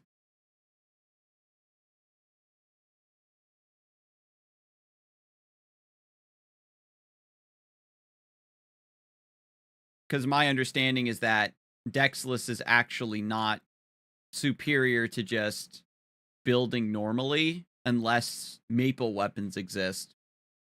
And I believe maple weapons do exist on this server, but they've been readjusted to be appropriate for their level range.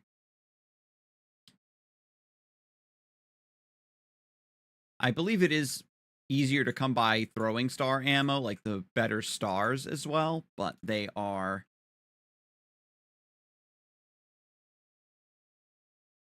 As we said earlier, they're gated by level. And I think only certain throwing stars were back in the day. Like some of the best ones, like Ilbies, were gated by level. Oh, that's unfortunate. That gator spawned right on top of me.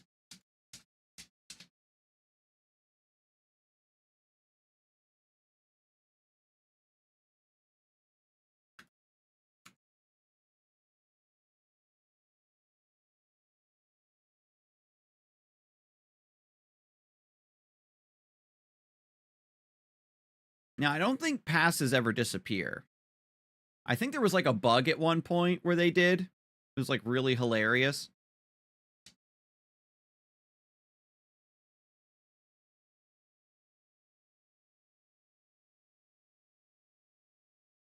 Because, like, you could drop your pass early, and then it would time out and disappear, and then you'd be locked.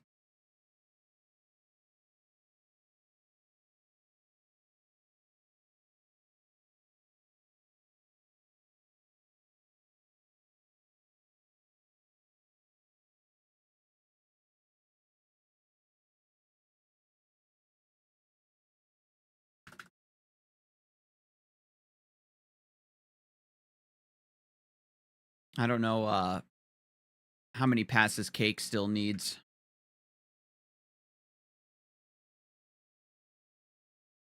They got the low roll.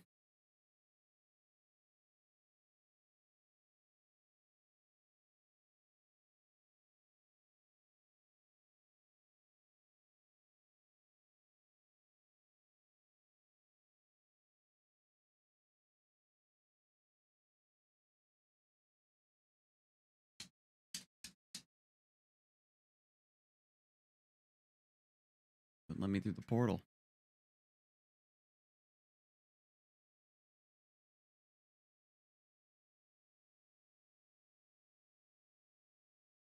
Yeah.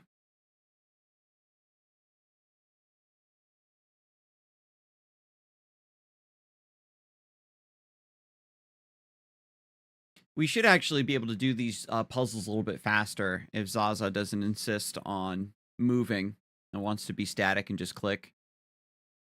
Yeah, like the muscle memory was already jumping up.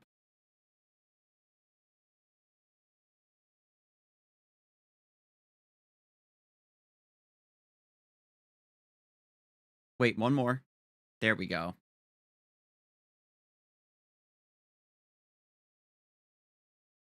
Cake's got the slime shoes, so you know that they aren't a noob. Like I was when we first started. I've learned the ways of the kerning party quest. I wonder if they'll, will they add a baby party quest that's beneath kerning party quest? No, you would level too quickly. Like, let people learn the world and the maps and explore and talk to NPCs and stuff.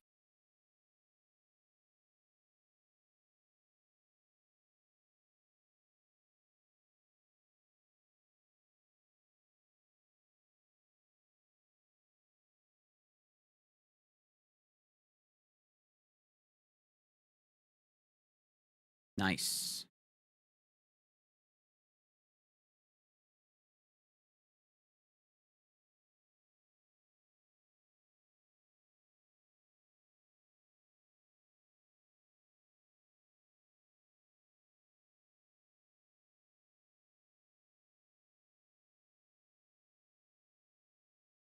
Look at that range. Oh my god, dude.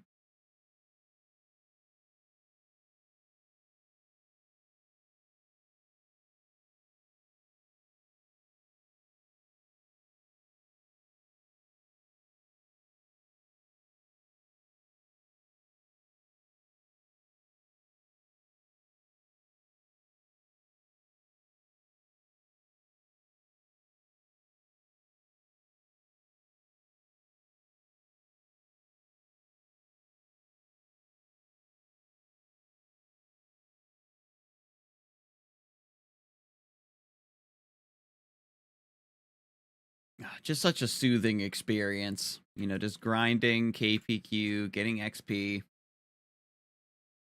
We'll have plenty of quests to do. I'm probably going to play this like true classic way. I'm not going to completely spam it all the way up to 35 and then go immediately into LPQ. There is a reward for getting to level 50 in this version.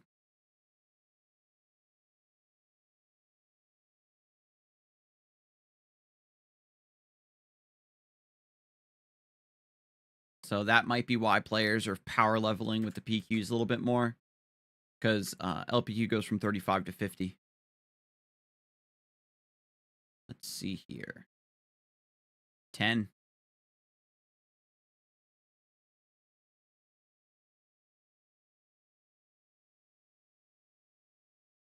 Yeah, my damn. My damage range is all over the place on these things.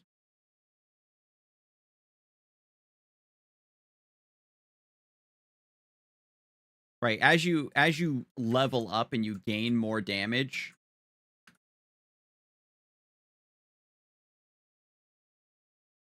your damage minimum doesn't increase at the same pace. So as you gain higher level, even though in this version you start with 30 mastery,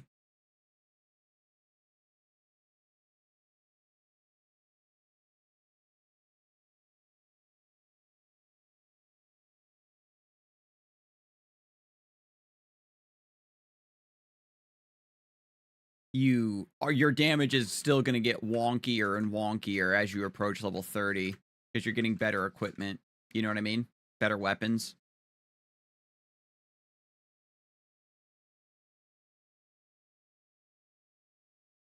Because now that's what I'm beginning to notice as I approach level 30. It's like, oh man, my damage range is really scuffed.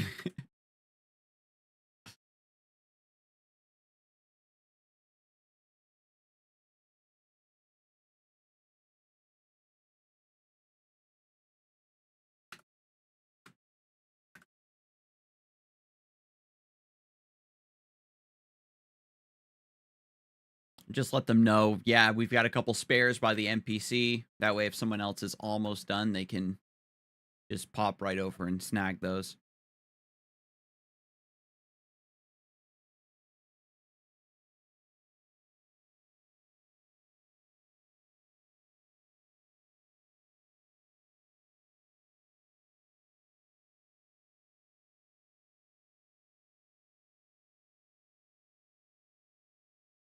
Nice. Yeah, I think I'm supposed to start on the top right vine and then rotate to the bottom right vine.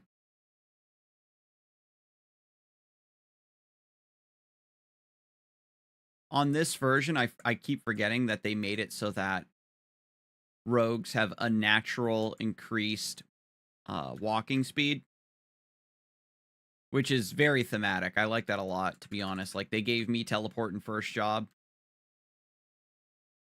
You know,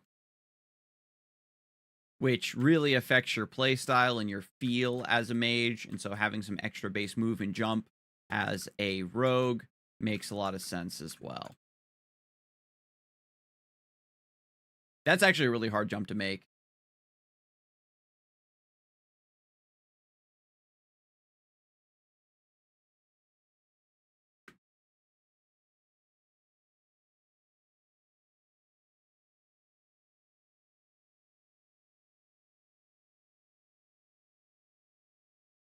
Another pretty quick one.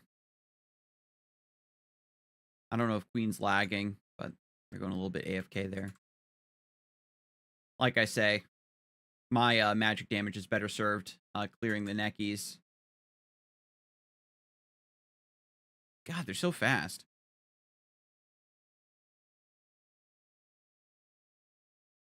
Oh my god, the miss. That's junior neckies right there. They are hard to hit.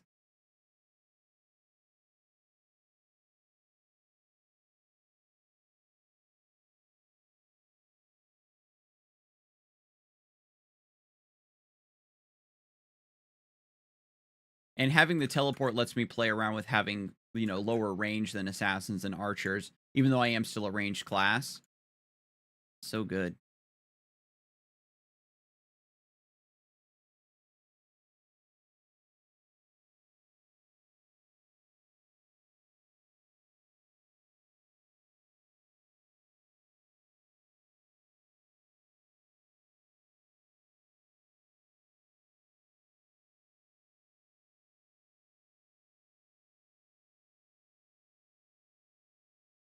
Red Cross earrings. That's just another 10k Mesos.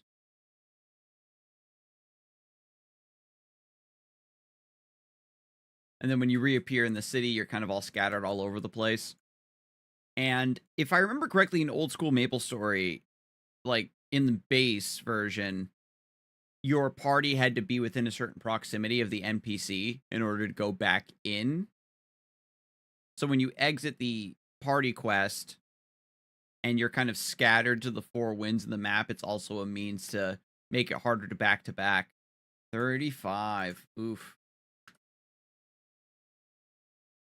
I was way overdue for a 35.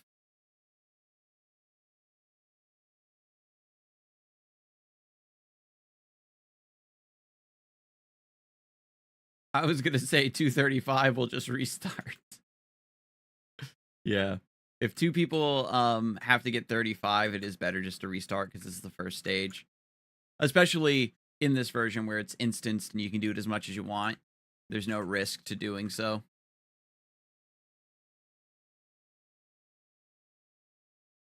And we have two assassins as well, so covering 135 is actually very easy. Those black throwing stars are Wolbies, which are kind of like...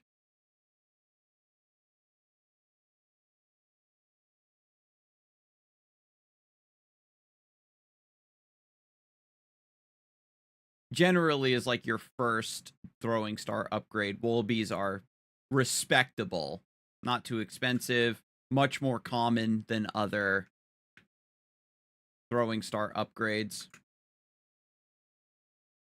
And so if you're funding your sin yourself or you aren't heavily funded, Wolbies are generally pretty easy to pick up.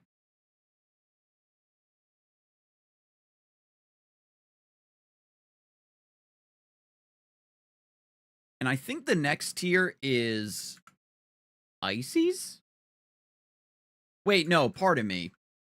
The black ones are mock bees. Wolbies are the curvy metal ones. The curvy silver ones are Wolbies.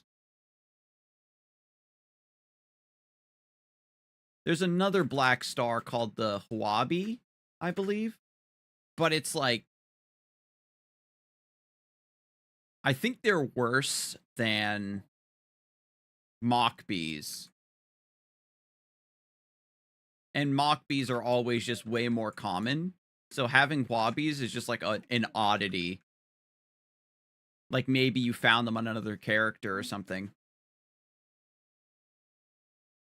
Yeah.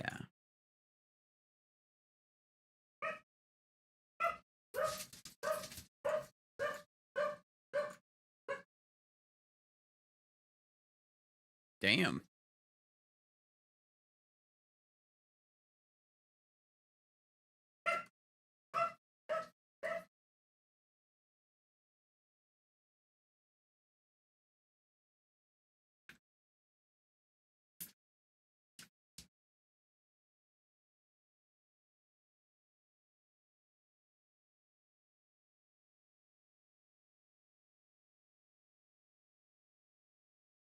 Yeah, it is 4:30. You're right. My little babies.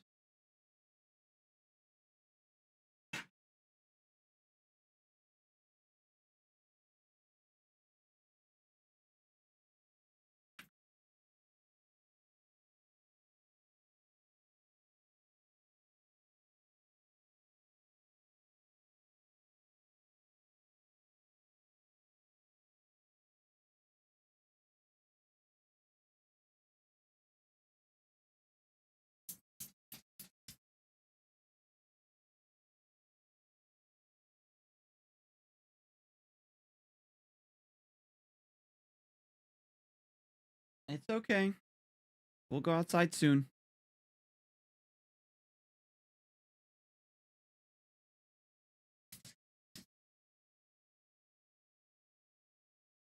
Seems like we're at a good stopping point regardless.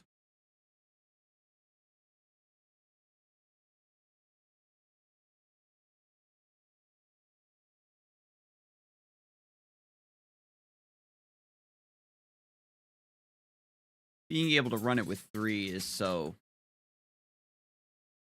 Wait, sorry. Hang on.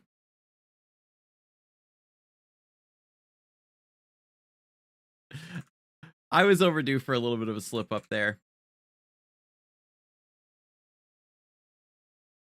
It's okay, Gilla. I know, I know.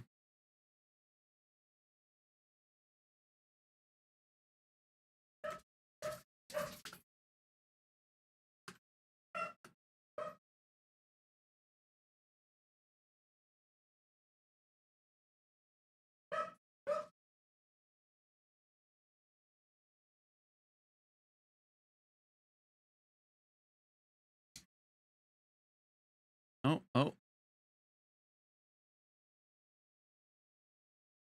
I know, Gilly. You're a good baby. We're gonna go in just a sec. Yeah, they're all excited.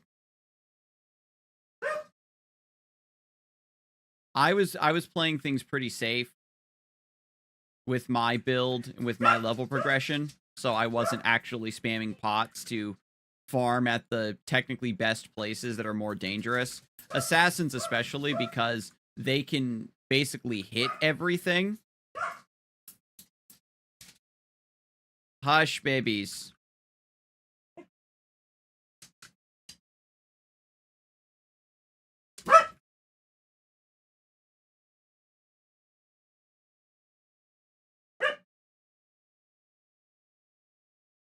Wow, they're really going crazy.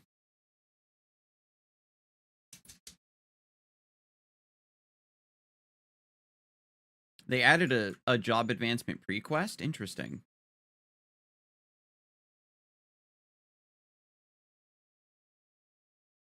Mm-hmm.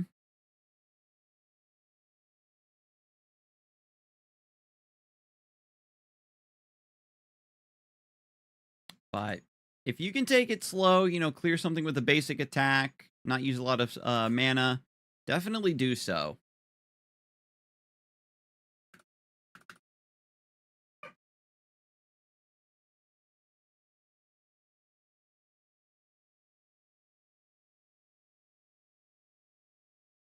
Brown bamboo hat.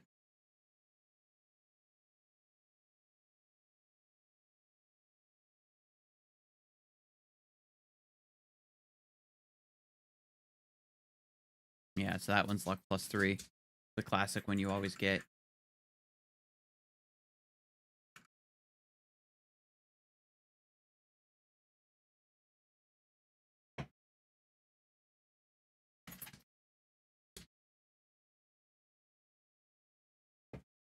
Yeah, so that's also really nice. It's just be like, make sure everybody has their bamboo hat.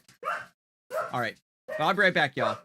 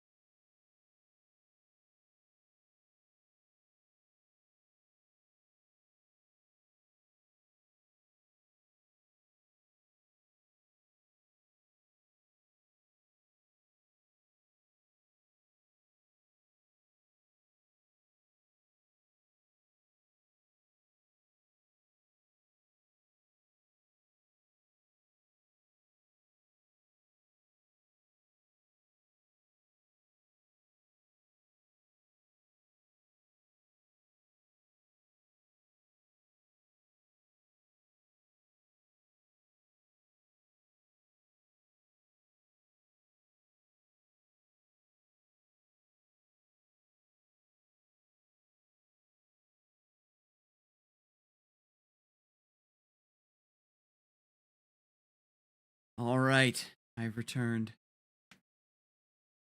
Selling fame, need Mesos. That's classic. Um, Mesos generally were like, no, fame. It was like 10 or 15K, I think, which is like a pittance, but it's a lot when you're a noob and you just need potion money. Dr. Famous. I think that this is new. He's making a new potion.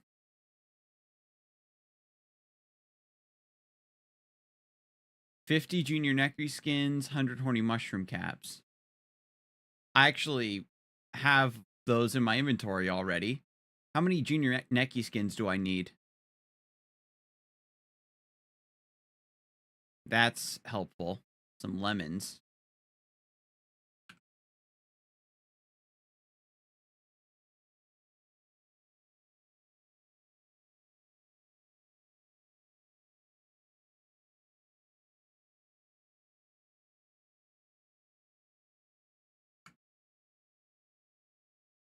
Chris's request. Chris from the hardware store. 30 stiff feathers and 20 leathers to make a nice pillow. Okay. I gave my stiff feathers to that other mage who asked for them. I figured I would need them for a quest, but, you know, it's whatever. Stiff feathers, you get them from pigs. But that was a nice stopping point anyway, so that I can keep doing more of these other quests. Arwen in the glass shoe. Oh, Mystery of Neuro Hospital is over here. This NPC, she's in... I think you specifically have to go through this lower exit to talk to Jane Doe.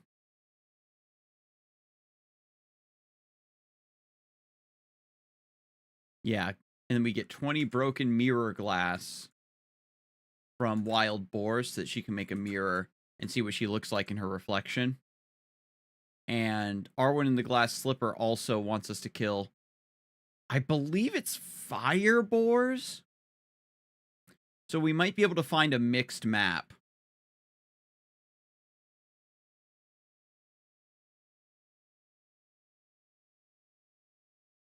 Of boars and fire boars.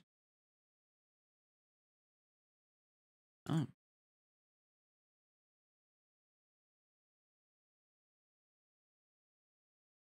But this is where we were training when we first got recruited to go KPQ, so it all comes full circle. The KPQ gave me enough levels to accept a quest to give away junior necky skins. But then I have to go hunt these for junior neckies anyway. How many pig's heads do I have, by the way? 15? Wow.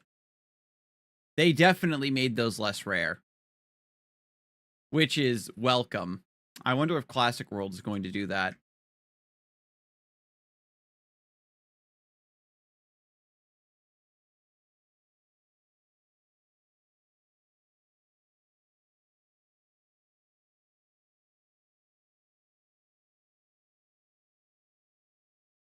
But yeah, I'm going to have to do some clearing out of the bottom row, it seems.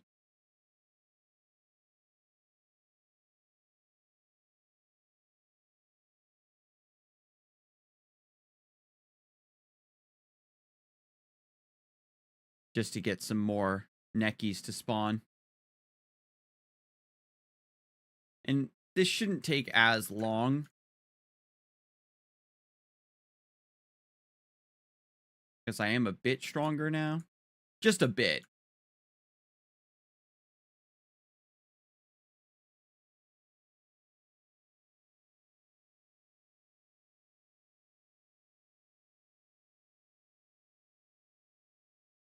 The junior ligators are kind of a new enemy to fill out the map, which is great. Because the main versions are quite strong. And so just adding another tier of that kind of enemy is very welcome. And that's one thing that Classic World won't be able to get away with right away. You know what I mean? Where it's like, wow, they already made new, exclusive enemies to inhabit the Forgotten Hollow. But I don't think they'd be able to get away with doing that for other maps. What I actually need is a shield. Let me check. This person looks level 35. Oh, no. Wow. Magic Buckler. That's a new item. I'll have to go check that out in Alinea.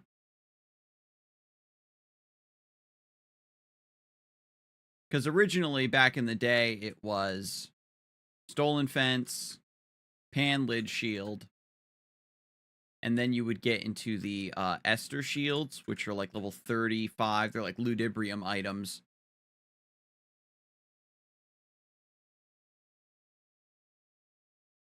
And then there's the Maple Shield, of course.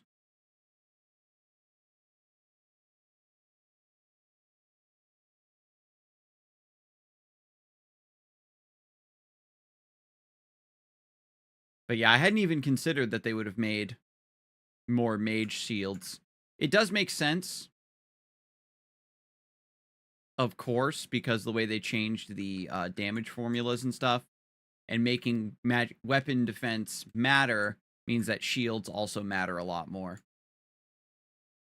Which was also a downfall of old Maplestory, is that damage is always king, so giving up the extra damage of wielding a two-handed weapon in order to wield a one-handed weapon was always nonsensical.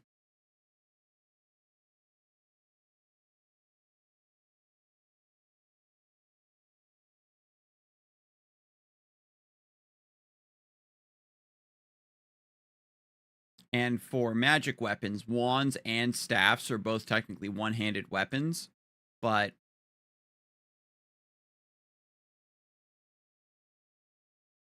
from what I recall, at least for this version, they made it so that wands have a higher casting speed, a faster casting speed.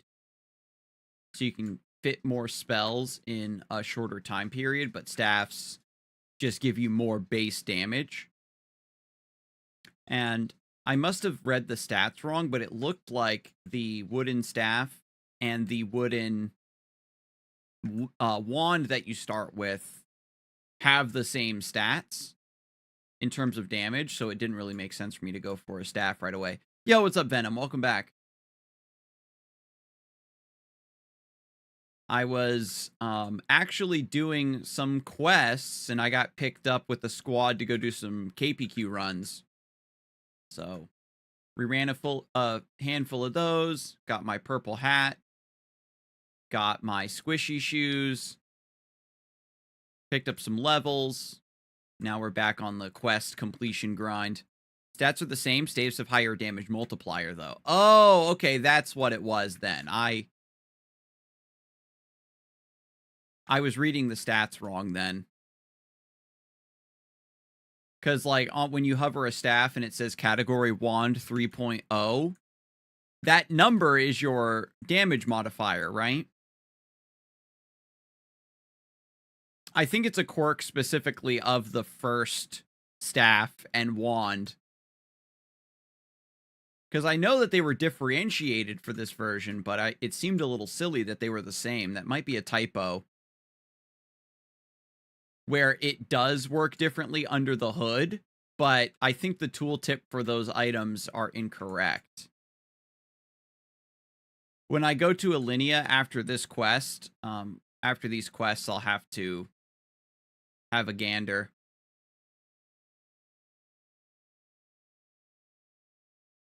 .7 is actually huge. That maybe explains why I'm starting to feel like my damage is falling off super hard.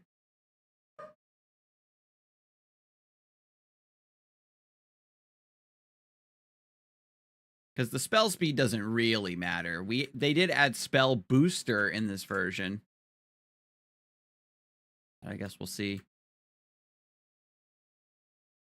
Man, mid like lowish level thief gear like this looks so good in my opinion.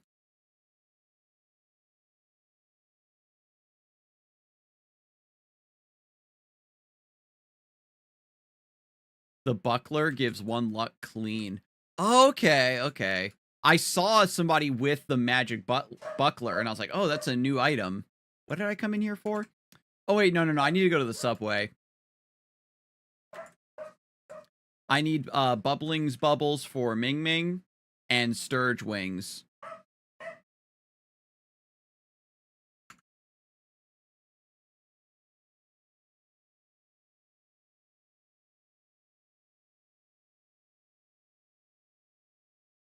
I wonder if my energy bolt can one-shot these. Not yet.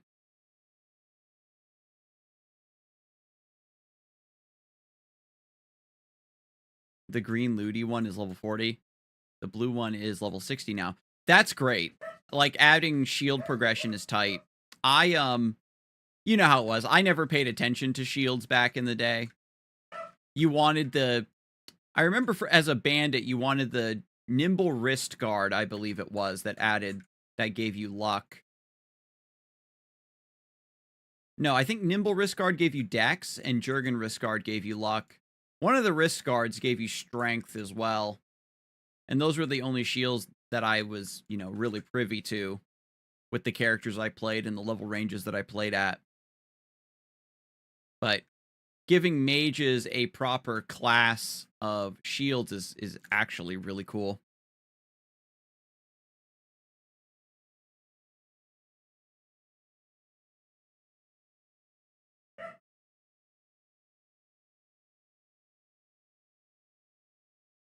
And it's funny because I remembered when I was passing through Lith Harbor at one point, I bought a stolen fence, and then there's a quest that asks you to give them a stolen fence. And I was like, oh, that's funny. I actually already have one. And then I never bothered to think about getting another shield to replace it.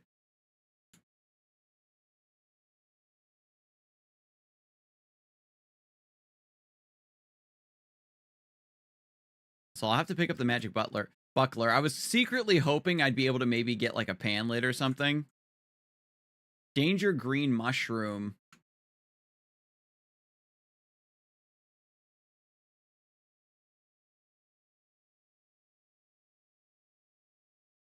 We already did, but we didn't get a panlet shield for it.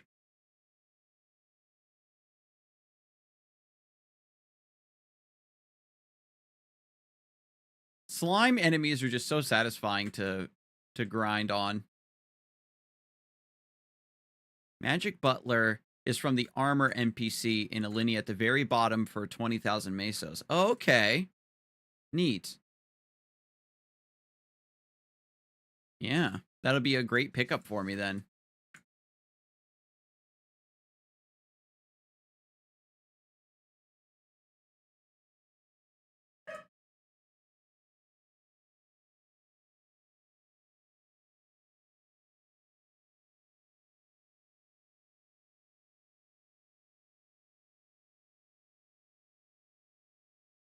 Wow, that was a low roll then. When I was doing KPQ, I got tons and tons of pots, but I need mana potions. I need like blue pots and stuff. Once I start doing the bulletin board quests, I think that's where the Remember starts giving you elixirs. And I think pure waters.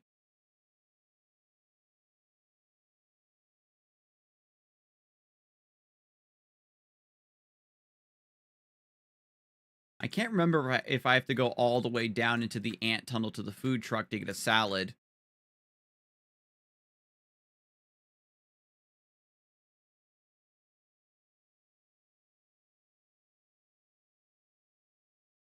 Typically, the healing items that are food, you've got to get from the food truck. They might be available in the sauna, but I didn't think to check. I got the unagi and pure water while I was in Sleepywood, because I remember that you're going to need those for certain quests, unless they've been changed, which is totally fine. Just trying to be efficient, do some shopping. But I forgot to check inside the sauna for salad.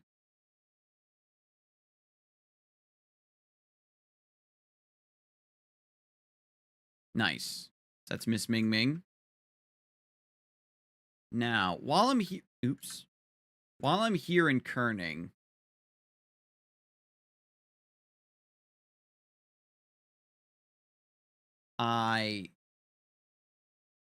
Oh, wait, no, I still need to get Sturge Wings. So, Sturge Wings.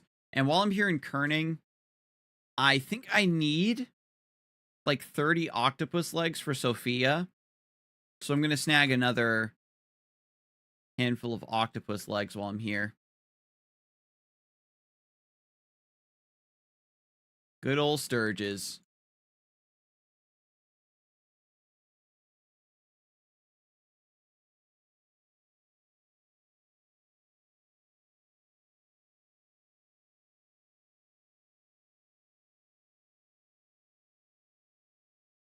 Now I've got my teleport maxed, so I can make some of these... I can make some of these TPs and move around the map efficiently. It feels really satisfying.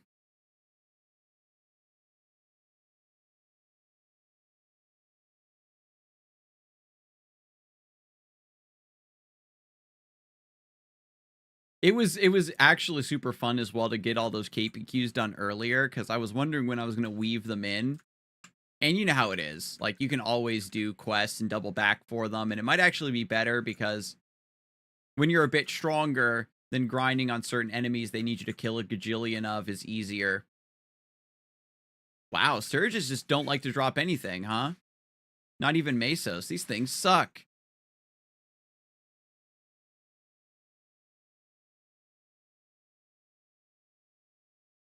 Like, they're already a pain in the ass to fight. Unless you're a mage or an assassin, you know what I mean? Like...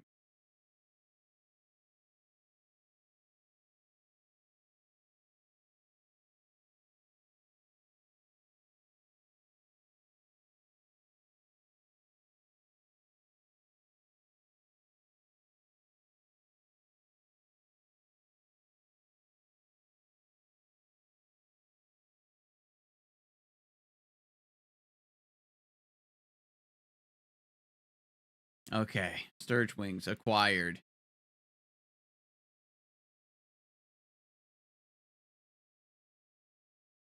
Yeah, so let me grind. I need like I'm gonna grab some octopus legs. I'm pretty sure I need them for Sophia's quest, which I've nothing has put me near Perion, so I haven't actually accepted that next stage of the Maya's medicine quest. When you get your hat from Maya, there's not a chance that it rolls bonus stats, right? Because I got this purple hat from actually one of the party members I traveled with in KPQ, Queen, who had a spare purple hat for me. But then mentioned that their blue bamboo hat was 5 stat, and I was like, damn, that's kind of tight that they gave the bamboo hats a little bit of some scaling there.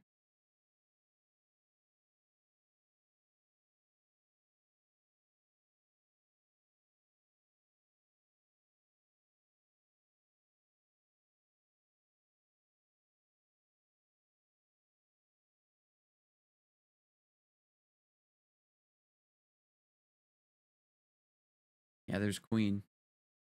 Looks like there's still KPQ, and that's tight. I told him that I would have to go, and it was like the perfect timing for me to kind of break away from the party and go back to my solo grinding stuff.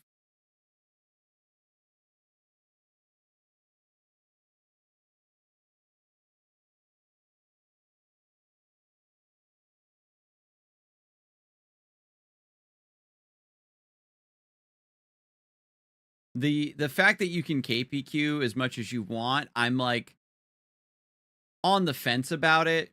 You know what I mean? As for a server like this, especially since there's only one channel, it makes perfect sense. And for Classic World, it would kind of also make sense. Because I was saying earlier that a lot of people who are going to be coming back to play the game are, you know, potentially never got a chance to actually do KPQ before. They're nostalgic for it because it was always a thing that you wanted to do, or maybe you only got to do a handful of times. But then eventually, as Maplestory evolved, it just kind of got outscaled, you know? So even if you wanted to do KPQ, the level range where it was available was so small that it was like you would fly past it without even looking. New players were leveling up super fast, so there was never anybody there to actually do KPQ. Or you could just never get in back in the day if you were on a really populated server or a really crowded time zone. So you kind of do want to give those people a chance to not just experience the nostalgic parts that they remember, but also the things they never were able to do or experience back in the day.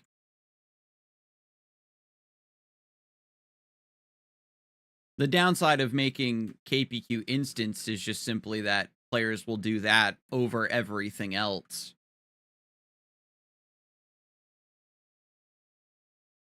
And, you know, here I am saying, no, actually, I don't feel like doing that, even though it might be really good XP. Same thing like I'm doing quests, even though finding the most efficient monster for your level and power leveling is, you know, the most efficient thing. I just am a little worried as well is that if you give too many power leveling resources to players, they're going to get to level cap like giga quick. And we're kind of just assuming that for Classic World, I don't know if we are going to get information about third job before release. You know what I mean? That's what players would like, so that you can have a stronger idea of what class you want to play in the long term. Because we know that they're reworking classes, but we don't know how deep those reworks are going to go. They can't go as crazy as they did with this server, which I'm glad they did, frankly. To not just change numbers around or remove useless skills, but actually make skills that serve the design of a character a little bit more. Like in First Job, all the different classes feel more unique and more like what you would normally expect something like that to feel like. You know, Thieves having a little bit of extra bonus move and jump and, you know, just little bits like that. It's not just under the hood. We all have slightly different damage modifiers. We have slightly different play styles and, you know, it's a little more standard that way. Standard in terms of modern expectations of how different classes behave in an MMO. And back in the day, everything was very homogenized. But Classic World, you know, Nexon's already done a good job of recognizing how annoying it is to spend your first few levels having to raise up extra MP per level, extra HP per level, and making them just flat percentages that you gain. And then on this version, they say, well, no, we're just going to bake that into the scaling of your class, so you don't have to spend a bunch of levels putting your skill points for leveling up into useless passive and upkeep skills that are only designed to fix the scaling of your class, which is something that can just be done behind the scenes, and open up your skill points to go into actually learning and strengthening your attacking abilities and having fun. And I wonder how many people consider that experience of Maplestory like truly old school and authentic. We're already signing up for a barbaric level of grinding. Okay, so there's 40 octopus legs, which I think is what I need for Sophia. I'm just doing this from vague memories, of course. Yo, what's up, Thurindos? Hey, Scarzig, I had a fun match in Yu-Gi-Oh! Master Duel, but I think I'll get bullied if I post to a streamer because I have 3 negates on board. I was running my Speedroid Clearwing Dragon deck, Yu-Gi-Oh! Arc V, and ran into a Supreme King Dragon deck. Zark Arc V. Interesting.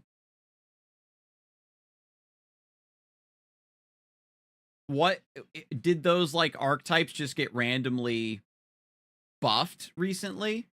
I feel like there was a new set or something that came out, or a new ban list that buffed some of these older anime-based decks. But you want story time, eh? I could definitely grab my storybook. There's just always waves of support for Speedroid and Clearwing. Gotcha.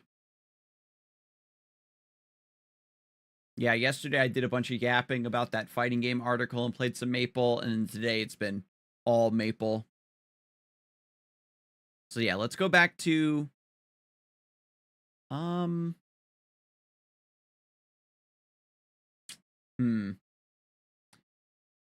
yeah, let's just go back to Henny.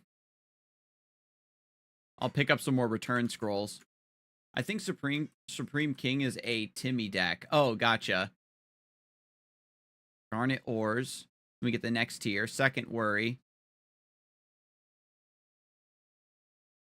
Pig's Heads. She needs octopus legs as well? Damn. I thought Sophia needed octopus legs. Okay, so I guess we aren't done farming those yet.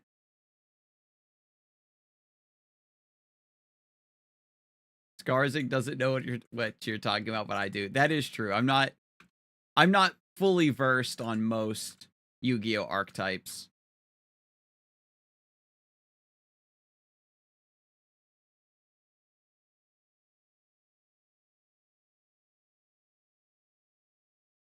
I'm going to go to the shop here and buy Return to Henesys scrolls. Oh, I got to sell some of these equipments I don't need.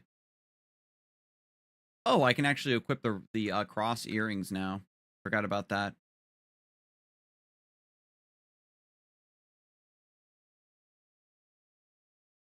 Sapphire earrings go for a lot. I got to save those.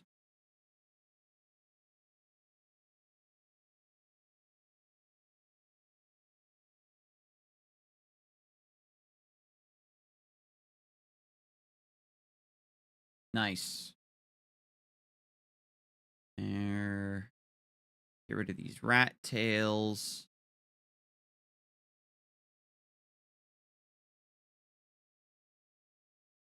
Pretty sure I don't need 300 squishy liquids. Orange mushroom caps. Supreme King Dragon's big guy is some unaffected 4,000, 4,000. And if he's destroyed, you can summon the 4 component dragons. Oh, okay. That's cool.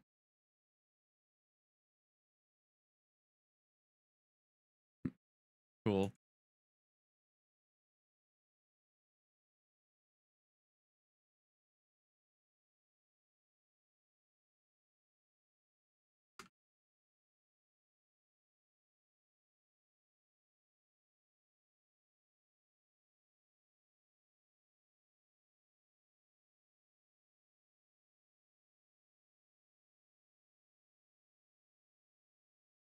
All right, so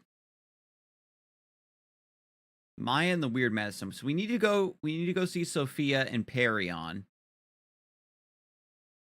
Jane is in Lith Harbor to get the quest to fight wild boars. And Arwen is in Alinea, which gives us a quest to also fight wild boars. So I'll have to go back to Lith Harbor in order to get the Sparkling Rock from Tio. So it's best if I just go to Perion now.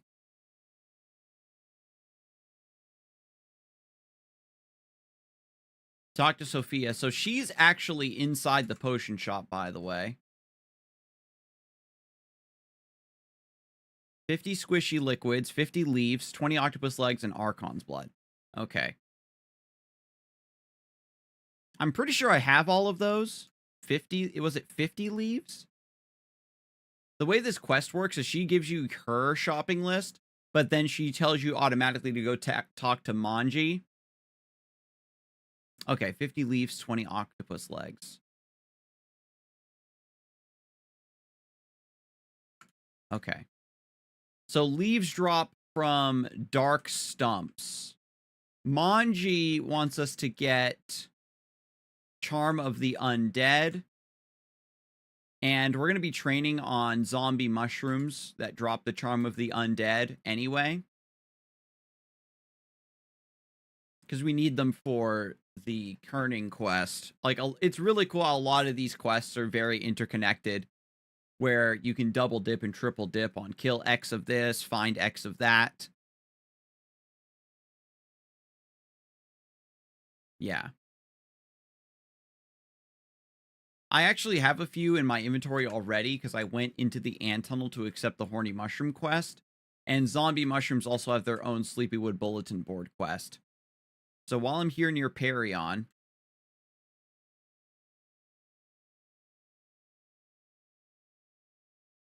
this is where you would actually want to fight wild boars too. Yeah, so it's kind of all miscombobulated. But this right here is a dark stump. Ooh, garnet ore. Don't get me wrong, I'm slowly but surely making my way over to Alinea. I could just walk there, I guess, because by the time I find the map with the dark stumps on it, I think I'm like part way there. There's also Winston, actually, while I'm here. Let me talk to Winston. Dr. Betty also has a quest for me. So you ended up just having to go all over the damn world. Well, the island. And this is where they start to tax you. Are we doing a classic Maplestory AFK strat while we settle for a story? Oh, yeah, definitely. I think I was just a little rambunctious there because I wanted to complete that quest.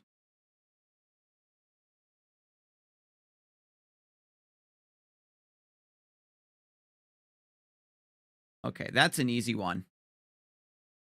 Okay, so let's settle down into our chairs here. Let me grab my storybook.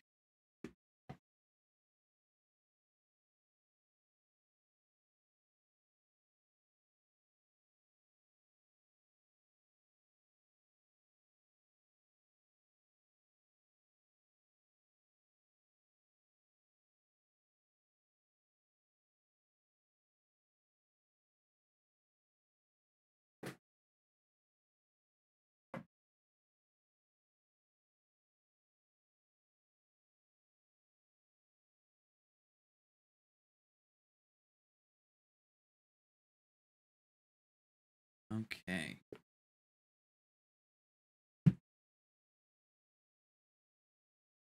So I do have my Monstrous Tales storybook, or I have my old Hans Christian Andersen storybook. What are you feeling, Thurindos? Do I still have my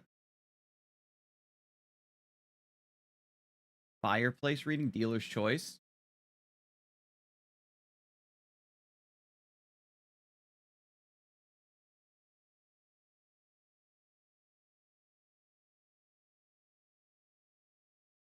Oh, I guess I never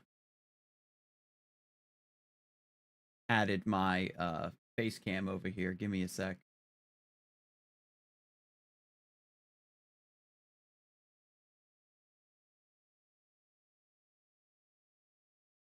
There I am. Crop my way in over here.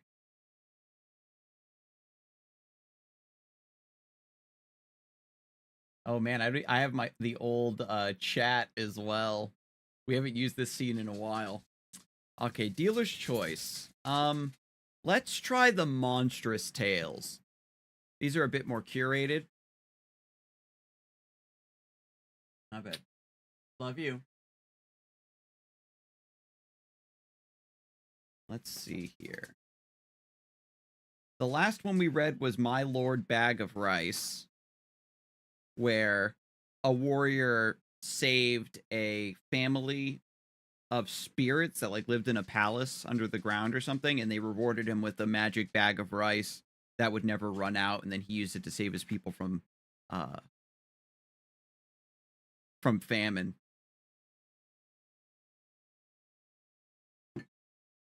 So let's see what the next story is. The Blood Drawing Ghost.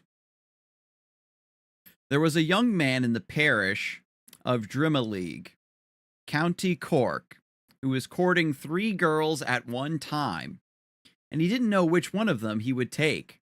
They had equal fortunes, and any of the 3 was as pleasing to him as any other.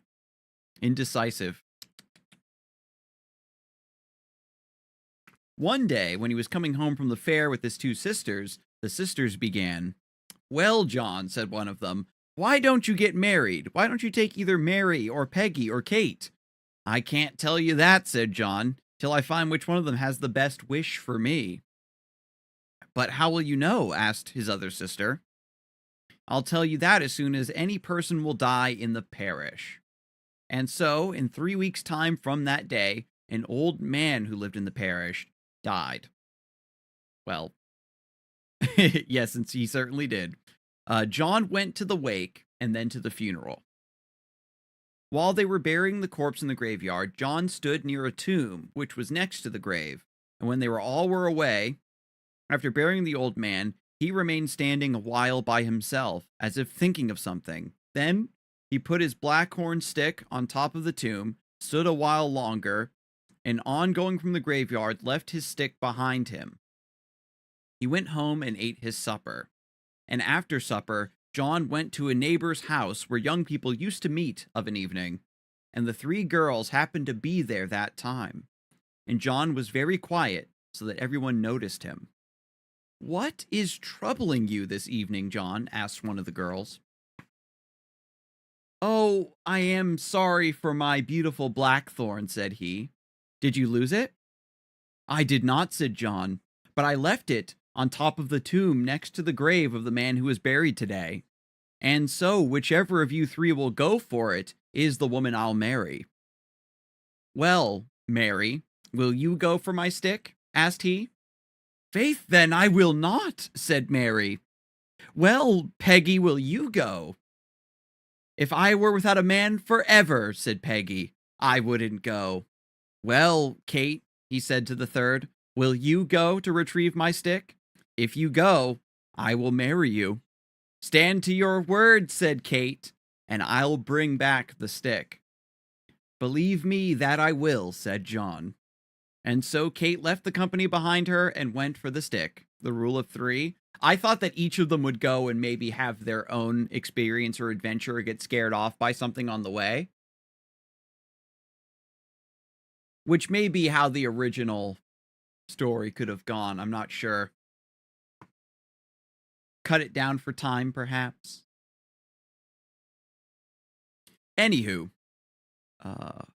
let's see here. Where was I? Kate left the company behind her and went for the stick. The graveyard was 3 miles away, and the walk was a long one. Kate came to the place at last and made out the tomb by the fresh grave.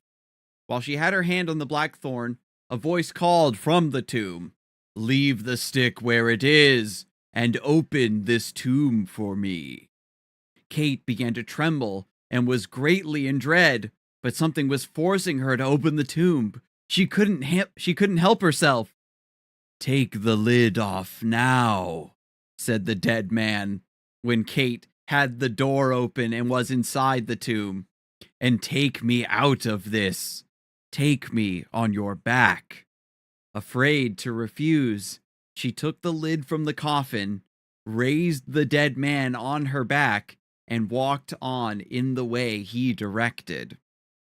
She walked about the distance of a mile, and the load being very heavy was near breaking her back and killing her.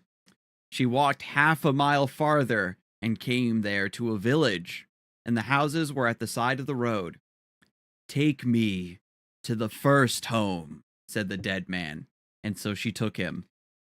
"Oh, we cannot go in there," said he when they came near. Oh, it's him, sorry. I thought she was going to say I can't go in there. "Oh, we cannot go in here," said he when they came near.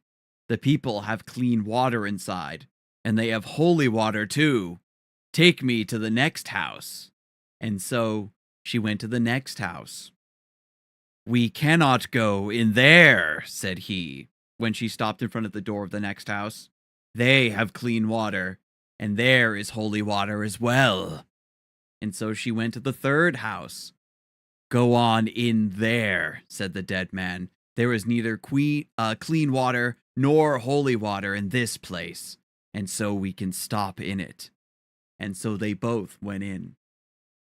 "Bring a chair now and put me sitting at the side of the fire. Then find me something to eat and to drink." And so she placed him in a chair by the hearth, searched the house, found a dish of oatmeal and brought it. "I have nothing to give you to drink but dirty water," said she. "Bring me a dish and a razor." And she also brought a dish and a razor.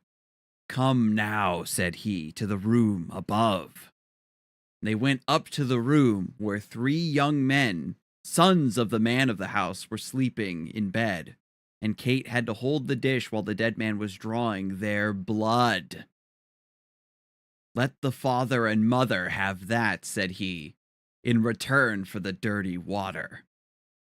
Meaning that if there was clean water in the house, he wouldn't have taken the blood of the young men. He closed their wounds in a way that there was no sign of a cut on them. "Mix this now with the meal. Get a dish of it for yourself and another for me." So she got 2 plates and put the oatmeal in it after mixing it and brought 2 spoons. Kate wore a handkerchief on her head. And she put this under her neck and tied it. She was pretending to eat, but she was actually putting the food to hide in the handkerchief till her plate was empty. "Have you your share eaten?" asked the dead man. "I have," answered Kate. "I'll have mine finished in a minute," said he, and soon after he gave her the empty dish. She put the dishes back in the dresser and didn't mind washing them. "Come now," said he, "and take me back to the place where you found me." "Oh, how can I take you back? You are too great a load. 'Twas killing me you were when I brought you here in the first place." She was in dread of going out from the house once more. "You are stronger after that food than what you were in coming. Take me back to my grave." She went against her will. She rolled up the food inside the handkerchief. There was a deep hole in the wall of the kitchen by the door, where the bar was slipped in where they had barred the door, and into this hole she put the handkerchief. In going back, she shortened the road by going through a big field at command of the dead man. And when they were at the top of the field, she asked, "Is there any cure for those young men whose blood was drawn?" "There is no cure," said he, "except one. If any of that food had been spared, 3 bits of it in each young man's mouth would bring them to life again, and they'd never know of their death."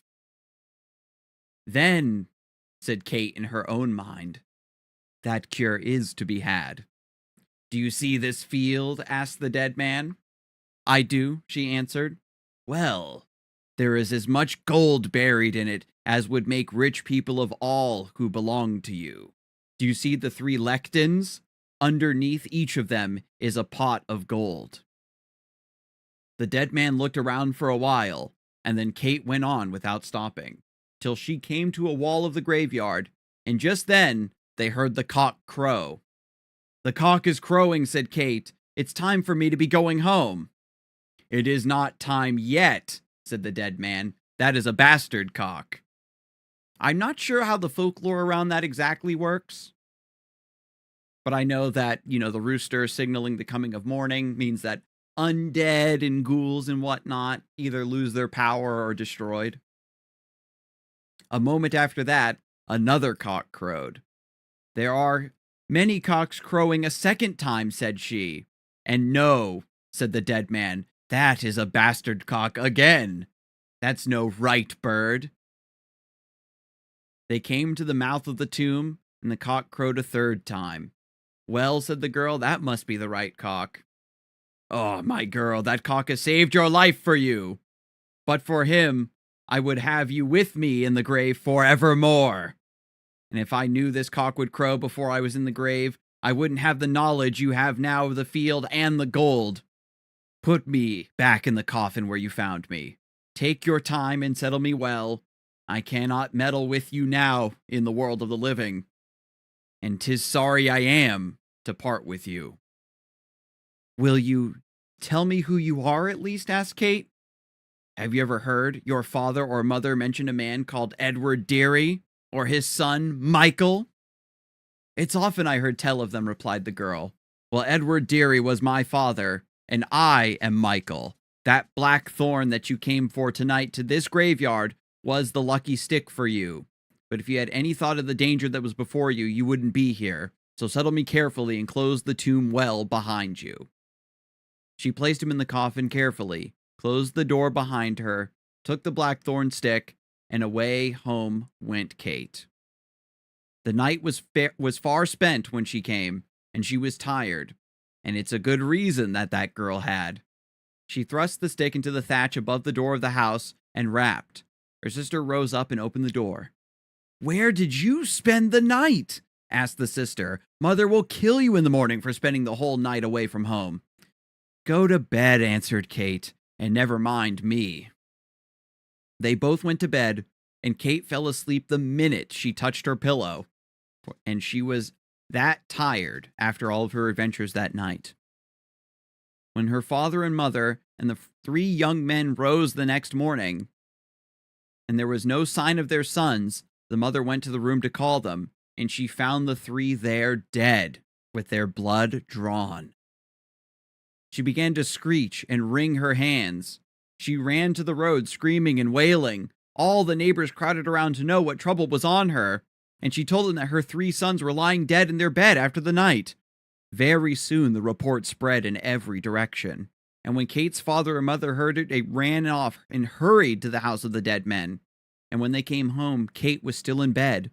The mother took a stick and began to beat the girl for being out all night and then in bed all the next day.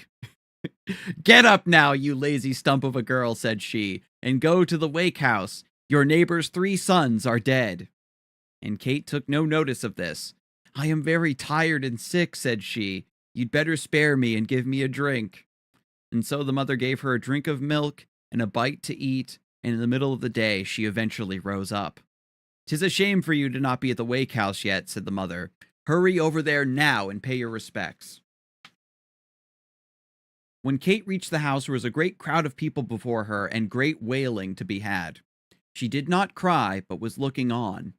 The father was as if wild, going up and down the house, wringing his hands. "Be quiet," Kate said. "Control yourself." "But how can I do that, my dear girl, after my three fine sons are lying dead in the house?" "What would you give," asked Kate, "to the person who would bring life to them again?" "Don't you be vexing me," said the father.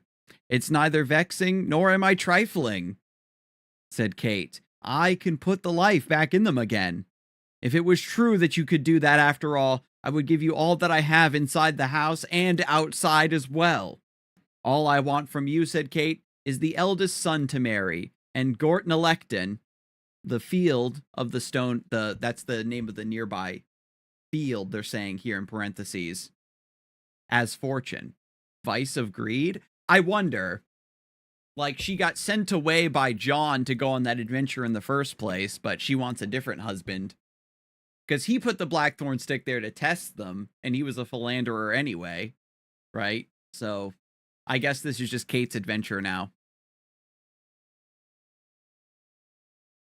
"My dear, you can have that from me with the greatest blessing. Give me the field in writing from yourself, whether the son will marry me or not." She wants the field in writing. And so he gave her the field in his own handwriting. She told all who were inside the wake house to go outside the door, every man and woman of them. Some were laughing at her and more were crying, thinking it was mad that she was.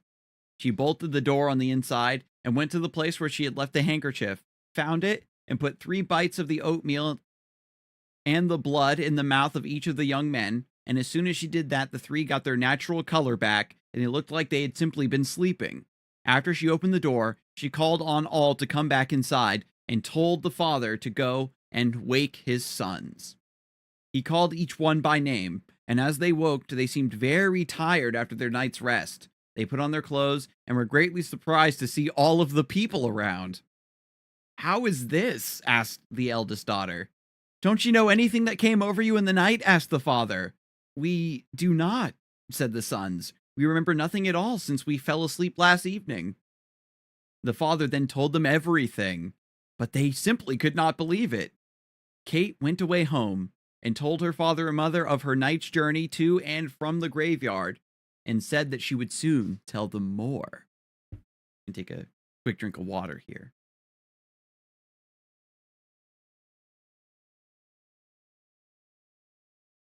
And that day she went and met with John.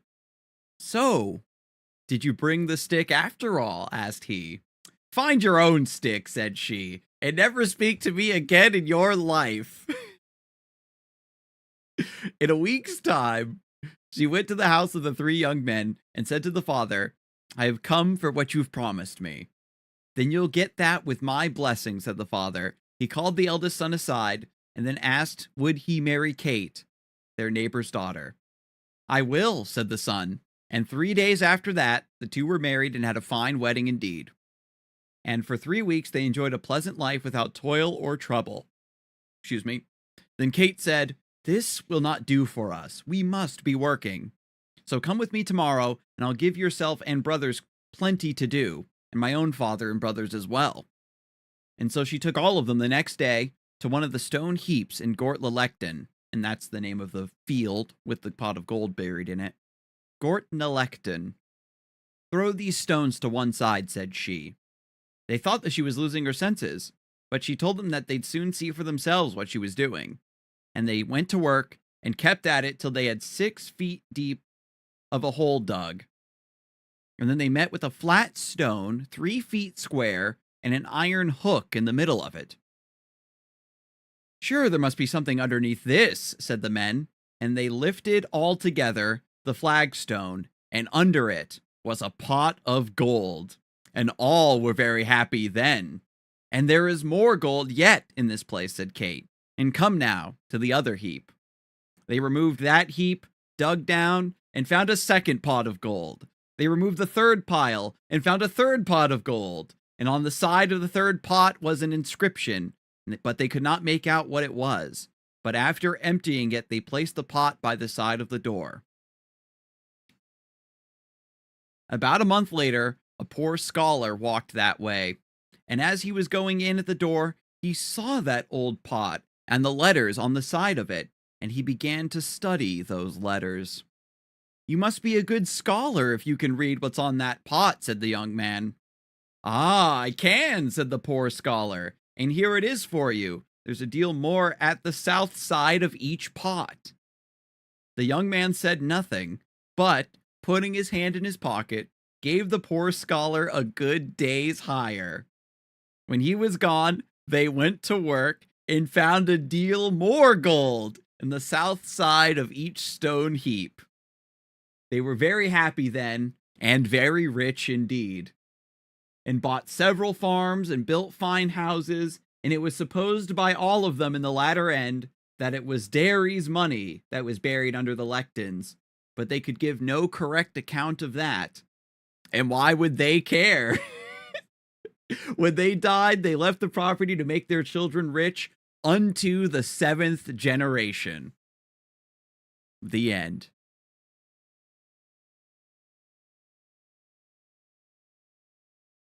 Yeah, so she survived her encounter. What card is that on your mic? This is a CGC 9.5 Master Ball Foil Cubone from the 151 set. Cubone's my favorite Pokemon, and I gotta give a shout out to my boy Koopa on the, yeah, this is a graded card. It's a 9.5. This is the only slab I got because it was on a special rare candy auction.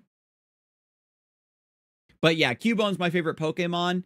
The you see the foil pattern here? These are Master Balls built into the foil pattern, and these are exclusive to the Japanese version of this card. And so they're a little bit rarer than normal. Is it really rare or sentimental value? I don't know Pokemon cards. It's a bit of both. Like, this isn't like a super tasty, expensive, giga card or anything. But I just got it for cheap off of an online auction.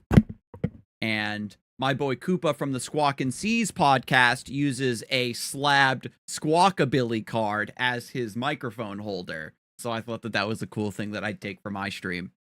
Did you hear we're getting frame break Yu-Gi-Oh cards? I did see those. They look super nice. And the fact that they're like retrains of some iconic classic monsters. That's really cool. Thanks for your answer. Of course, Strax. Welcome in. You actually caught me in the middle of finishing up my story time redeem, where I was reading out of one of the fairy tale books that I have. But the main idea of the stream is our Maplestory was the main idea of today's stream. So my objective is to complete every single quest in Maplestory. So we've got a lot of quests that we still have to run around and accept. And I'm trying to figure out what's the most efficient way to move around the world here. And Winston wants me to go to the construction site. It includes Blackluster Soldier, the ritual monster. Is he going to stay a ritual monster in the frame break? I only saw the first wave of frame breaks where it was Dark Magician, like all of the hero monsters, like the main character monsters. I only saw the first wave of the frame breaks.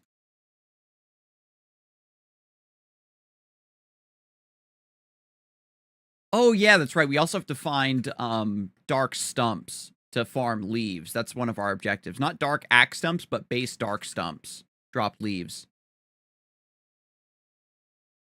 I'm going to fight oh my god, these things are tankier than I remember. We'll have to train on dark axe stumps eventually because they drop this item called Sap of the Ancient Tree. You need a handful of those for a certain quest line. But yeah, honestly, thank you for redeeming Storytime, Thurandos. That's always a lot of fun. And that Monstrous Tales book I had picked up a long time ago. I think specifically for that purpose. They're just various, like, spookier stories and whatnot from all around the world. That tale that we just read was called The Blood Drawing Ghost, and it comes from Ireland.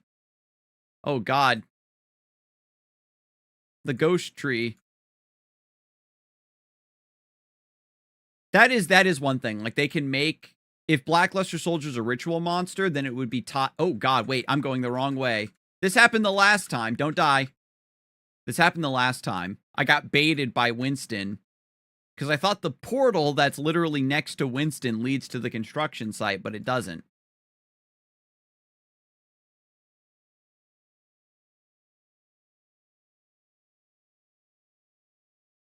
I have to send you some books, Scar.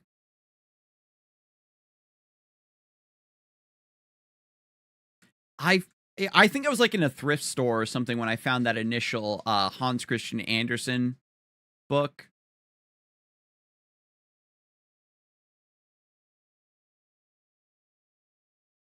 But fairy tales are very interesting from, all over the place and that. But what was I saying? Oh yeah, if Blackluster Soldier remains a ritual monster, then it'll be tied more to its actual archetype. But if they're retraining Blackluster Soldier Envoy at the beginning, then that's where we get our chaos synergy from, right? You've heard of the categorizing of fairy tales and myths? Not deeply, no.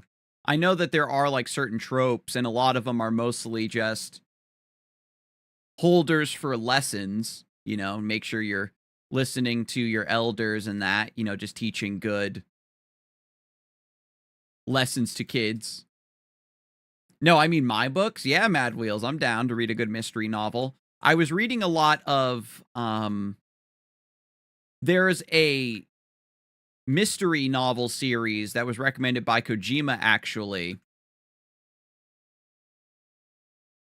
It's called like The Burglar in the Closet or something. And it's like a whole series of books. And it concerns like this same cat burglar that like gets mixed up in all of these like cases. Like he gets hired to break into this house and steal this object, but when he goes into the apartment to find the thing that he's looking for, the person who lives there has been murdered. And so when the police show up at the apartment because they got a call from a neighbor who heard noises, they catch him at the scene and they're like, well, fuck, I guess you murdered this person. And he's like, well, I didn't. This is just really bad timing because I'm just here to steal some stuff. And so it's got a little bit of like pulpy noir to it.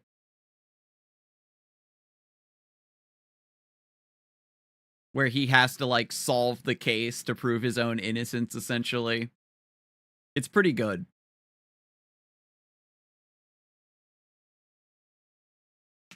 Yeah, I love detective shows that have everyone lying, but for different reasons. Town Musicians of Bremen. The funny thing is you know Richard Scarry, the author who made Busy Town? There was an old like VHS tape where it was like Richard Scarry and they did like animated versions of these old tales, and they did have one for the Musicians of Bremen.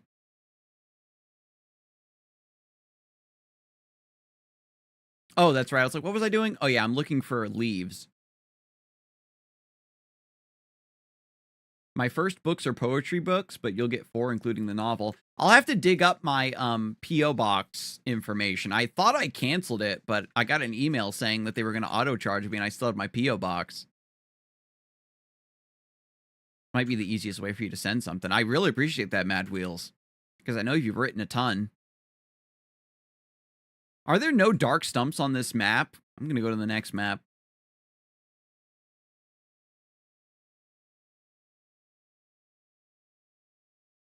Put the Arna Thompson Uther Index Wikipedia link in the Net Finds and Miscellaneous. It categorizes folk stories into types. Interesting. Oh, here's a good map. That is a very good point as well, that folk tales do tend to stratify into certain overarching ideas. You know, but not in like a hero with 1,000 faces way. Just in kind of, they tend to, across multiple cultures, still impart the same lessons, which is kind of fascinating. And, you know, in a society of any scale, there is a certain amount of shared values there. 5110A Cinderella. Cenerentola, Cendrillon, Aschenputtel. A young woman is mistreated by her stepmother and stepsisters, has to live in the ashes of a servant. When the sisters and the stepmother go to a ball or church, they give Cinderella an impossible task, sorting peas from ashes, which she accomplishes with the help of birds. She obtains beautiful clothing from a supernatural being. Oh, I see. Yeah, so there's certain, like, things that happen in the story and certain story beats that are kind of just constantly reproduced across different stories. That reminds me of, oh my god, Jim Henson's The Storyteller. Oh my god. The Straggle Tag story is like a spin on the Cinderella myth. Yes. Yes, indeed.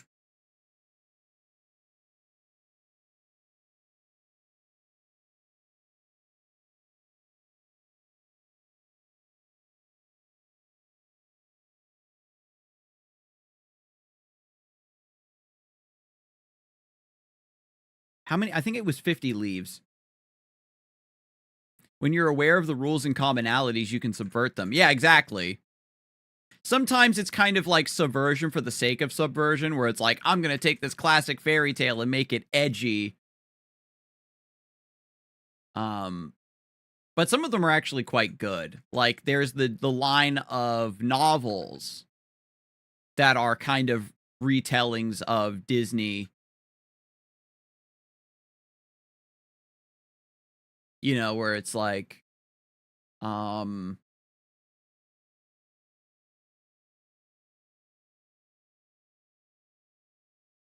like there's a retelling of Beauty and the Beast, but like Belle's mother is actually the sorceress that cursed the beast in the first place. So it like throws an extra bit of a wrench into the whole plot.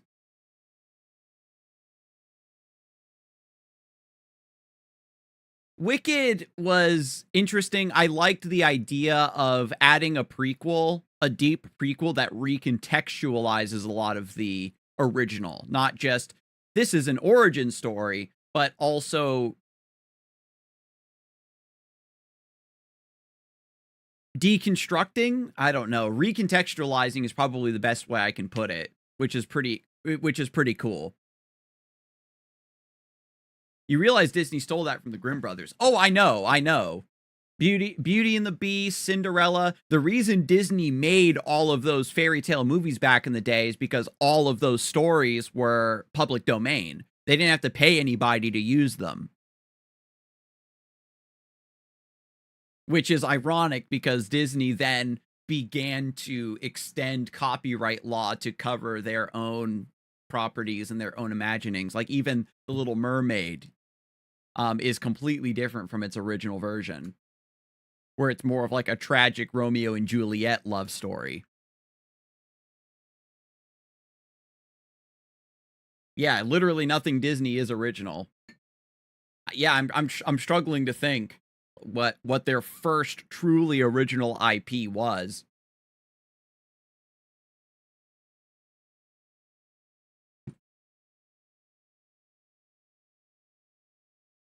Can we talk about the sea foam in The Little Mermaid? Does that tie into the spontaneous progeneration?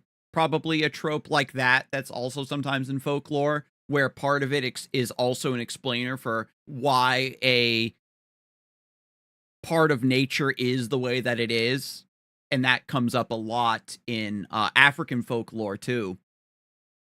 I remember when I was in school in our reading books where there would be a lot of short stories. There were like the Tales of Anansi, who's like a spider storyteller trickster god. And a lot of those stories are super, super fun. Like Weather and Volcano and Ice Age oral tradition. Exactly. And so the story of The Little Mermaid also has that slant of, and this is where sea foam comes from. And what's interesting is that you have a way to impart knowledge, but it also gives you an interesting segue into telling the story to begin with. So when a story is constructed from two ends, you have the excuse to tell the story. And that's something also that old fairy tales and folk tales share, is the hook for the story is sort of built into the intro of the story of, oh, did I ever a great example would be the movie Big Fish, like to tie it to like more modern stances on this style of storytelling. The movie Big Fish is absolutely magnificent. And again, Jim Henson's the storyteller. They also tie that into the intros where the two characters are having a conversation. And then the storyteller goes, well, actually, that reminds me of a story. Like the situation they're in is similar to the situation of the story. And so you try to work through your own problems by looking back to these other stories and analyzing them for knowledge and wisdom. One of the niche trivia questions on the quiz show was about the eclipse in the Odyssey being calculated to have happened in 1XXX BCE, and it's part of why it's so hard to make up a huge IP with so much depth. Even Tolkien's Middle Earth stands on the shoulders of Anglo-Saxons and Norse tales. That is true. I think the resituation of elves Does the concept of, like, high elves originate from of Tolkien? Or is that still just strictly middle age fae? And, like, the whole trope of dwarves, like, being mining that live underground, that sort of stuff. But that is I have heard that nugget before as well, Thorndos, is that whenever there's a mention of an eclipse, you can calculate the exact date because every single eclipse is calculable because of the way the moon and the sun and all that move. But what was I doing? Oh yeah, Archon's blood. I want to go to Alinea because I want to buy a ton of potions. I don't think you can buy mana elixirs in Alinea. Venom was saying that there's the magic buckler NPC is down here. Did you say bottom right? Very bottom. Oh, no, you go to the armor, the weapons and armor store, and you scroll all the way down to the bottom. That's what you meant. It's not like physically a separate NPC you have to talk to, right? I think elves were gnomes and fairies were dwarves at the same time. Like human-sized elves started with Tolkien. They might have had shapeshifters, skin changers, or gods taking human form before. It was something like that, yeah. And then you kind of get similar magical creatures that have different names depending on which culture they come from.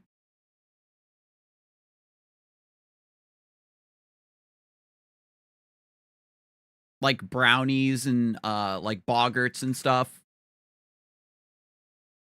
And that's why I liked ElfQuest.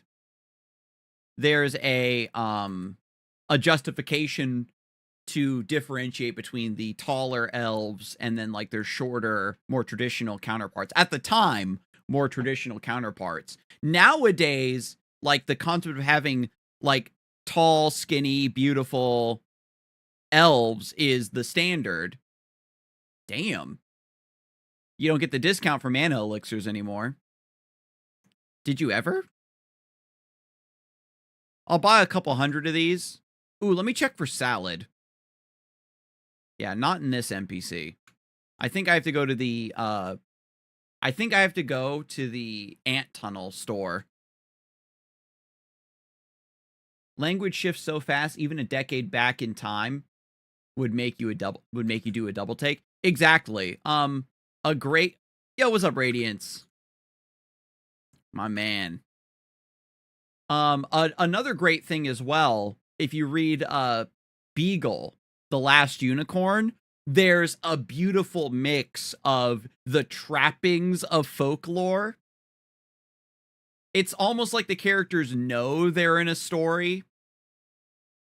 And that's also a fun thing I like with fairy tales and folklore, where the people in the world are a little bit genre savvy. They know about the rule of threes. They know about fey tricks and traps, and they're using that knowledge of their own world to be a little bit more smart. And they've got some really cool lines in there.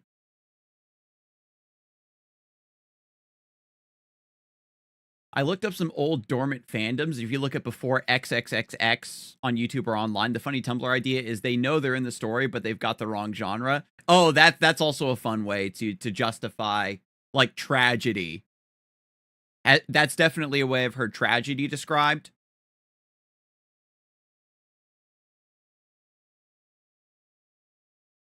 Flaming monsters near Perion. Oh yeah, so it is flaming boars, fire boars.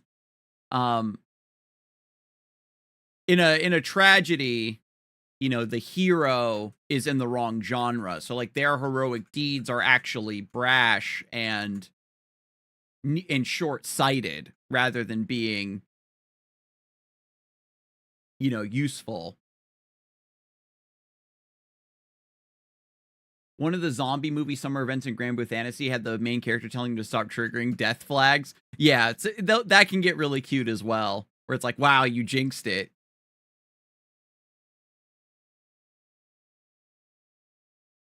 Make a helmet. I mean, I've got my purple hat. Wait, that's what I want to look up. Can I make purple bamboo hat? No.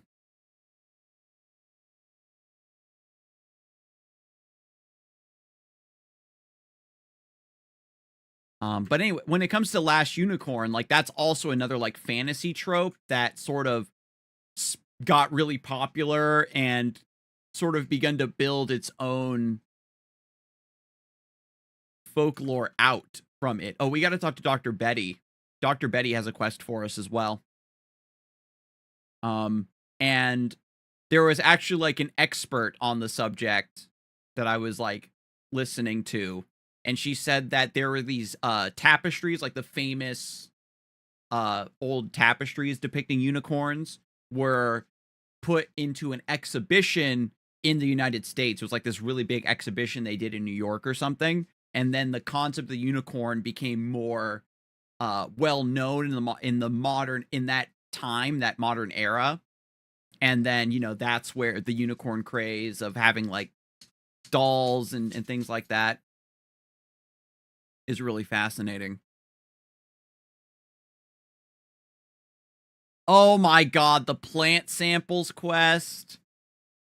Oh my god, I forgot about this quest. It's a pain in the ass, chat. There's like these little fiddlehead plants that you have to attack and break open to get the 20 plant samples. And they aren't guaranteed to drop plant samples. It's like mad annoying.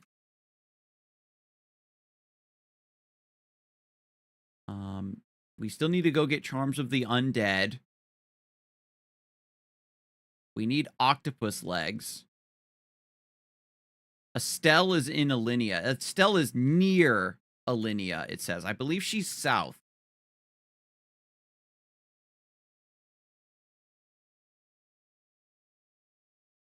I believe, yeah, there she is, Estelle.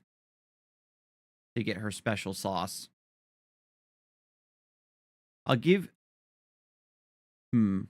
My mom gave me this, so I don't know if I should give this to a stranger like you unless you do me a favor. I have to get a garnet? Oh my god. Do I have enough?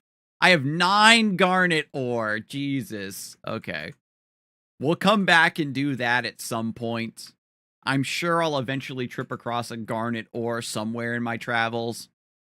I'll have to double check some drop tables, maybe. Stiff feathers and leather means that I'm going to have to go back to Pig Beach. I've got a manga for you. I'll DM it instead of posting publicly. All right, Thurandos.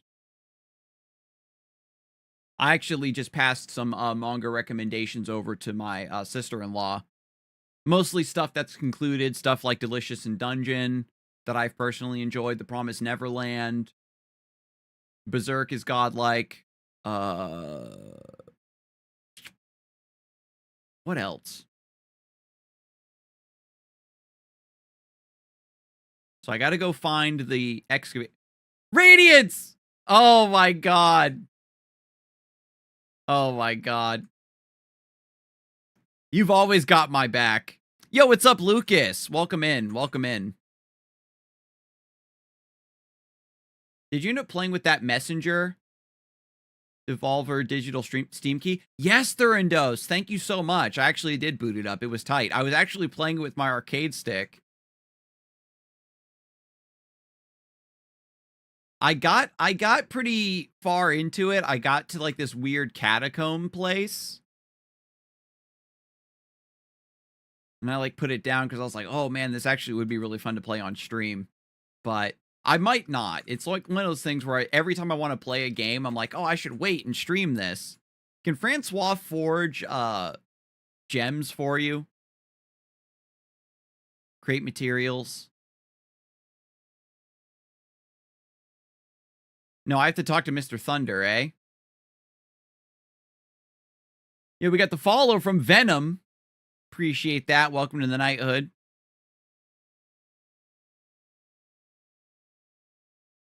Oh, wait. No, I think we have to talk to, it's Mr. Thunder, right? That makes garnets in Perion. Oh, I feel... Man.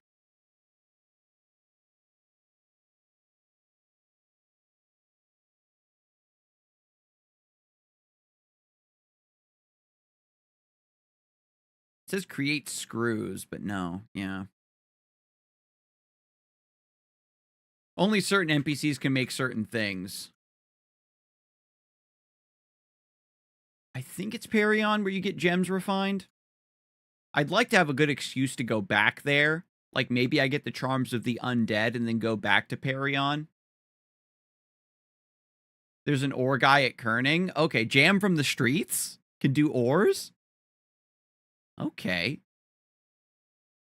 Because we have to go to Perion anyway. It says rare, Arwen's glass shoe.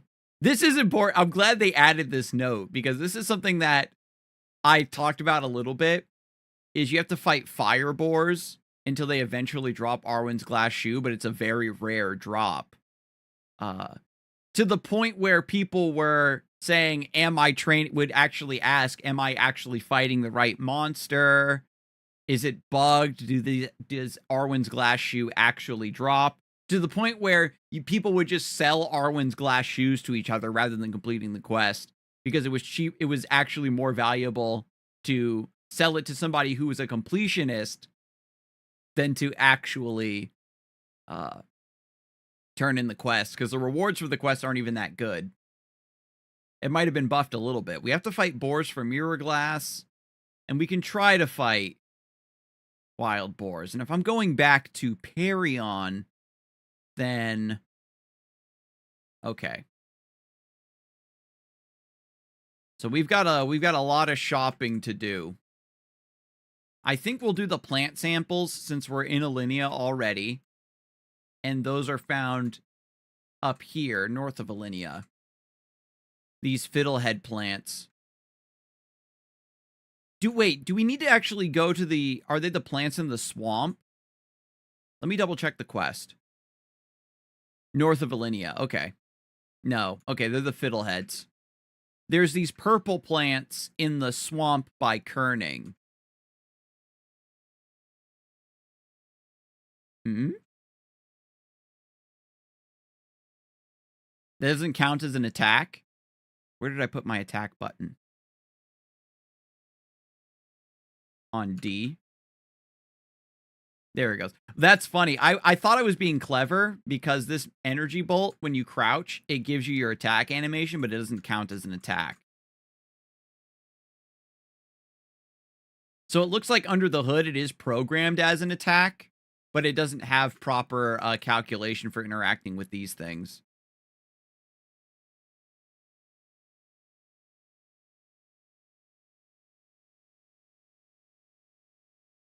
That's 2 for 2.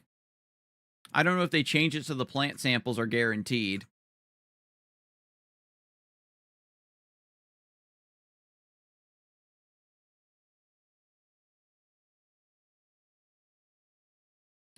For quests like this, and like LPQ specifically, are like the only reason you actually need your basic attack mapped to a key most of the time. And always crouch and attack, because that crouch stab has its own faster attack speed to the animation. And for these interactables, it doesn't matter how much damage you do to them. You only have to hit them a certain amount of times. It looks like the plant sample is guaranteed, which is very welcome.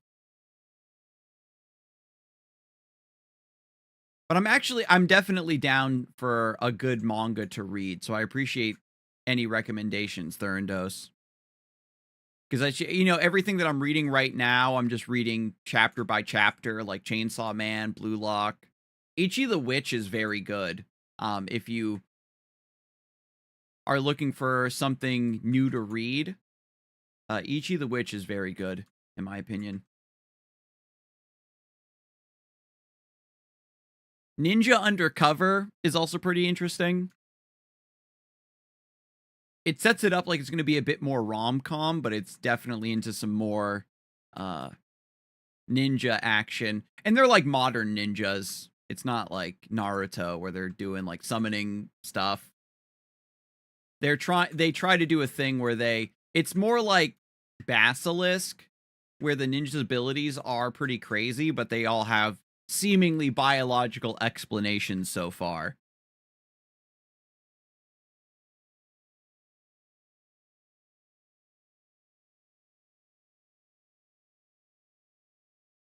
You know, and some of the techniques are loosely based in like actual martial arts stuff, so they definitely toe the line.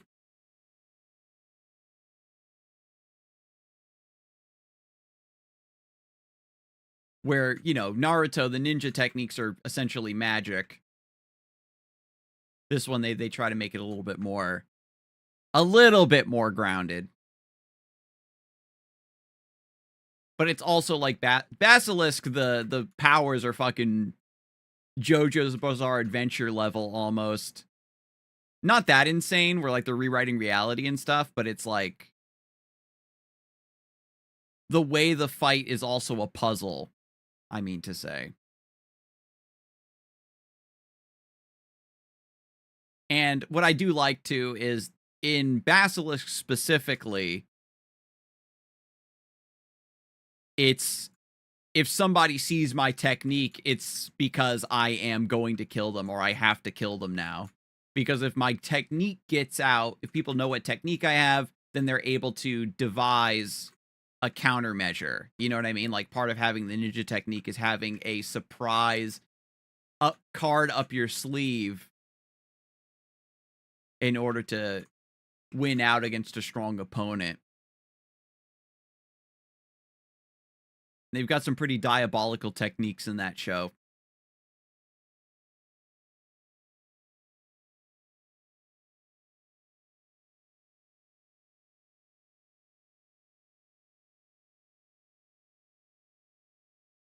And Basilisk is actually like a really old anime nowadays.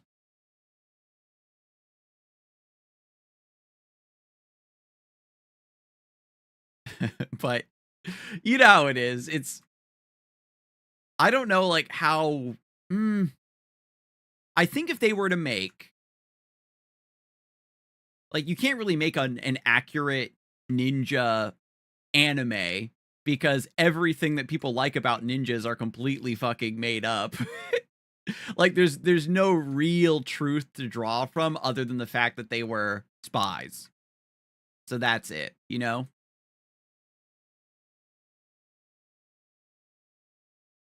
Similar to how in like Western media, spies are all like got crazy fucking gadgets. It's all Mission Impossible, James Bond stuff. And every once in a while, we get more grounded espionage.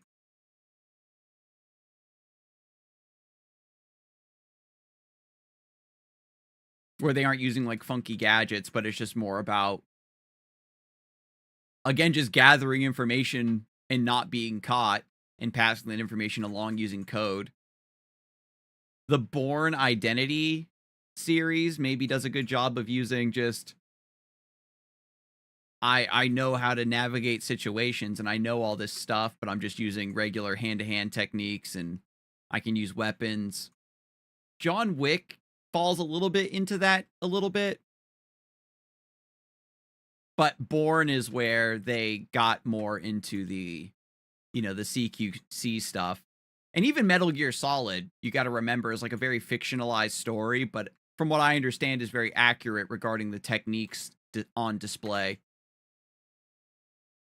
Where they had like a military consultant who actually was like special ops. Yeah, that's true. Ninjas rarely fought. They literally specialized in running away. Exactly. Not only were they good at running away, they were good at running long distances because this was back before you could get the information, but you couldn't quickly relay the information, you know? So you had to also be able to complete your mission and then run for a week straight through the wilderness where horses couldn't chase you down. And the whole the stereotypical ninja run where they run with their arms out behind them is kind of just an interpretation of an endurance traveling running technique that ninjas use where their hands are inside like this and the sleeves are then billowing behind them as they move, so it looks like they're running with their arms out behind them, but that's not actually the case. It's like a weird, jaunty, half-falling run that conserves a lot of energy. How many plant samples do I have? I feel like I'm making good time on these. 18. Yeah, we are almost done. But yeah, a lot of techniques for ninjas are just outside of just general spying and getting information, disguise, impersonation, social engineering to get information, having a network of informants, knowing where to go for information. But most stuff is literally like caltrops is a real thing where I'm just throwing these down to throw off pursuers or slow them down so I can get away.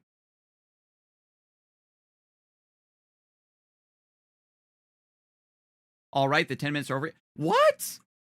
Oh, wow.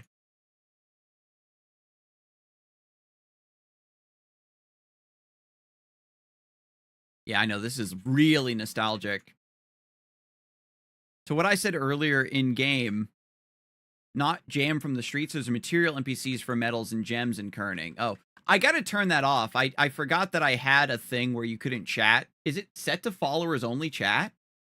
Or is it even if you're a new follower, you still have to wait 10 minutes? That's like a weird bug where that's like a security feature that turns itself on by accident from time to time.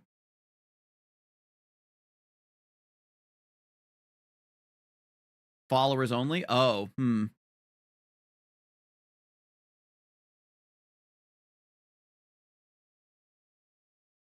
Wait, what? Hang on. Is that a toggle?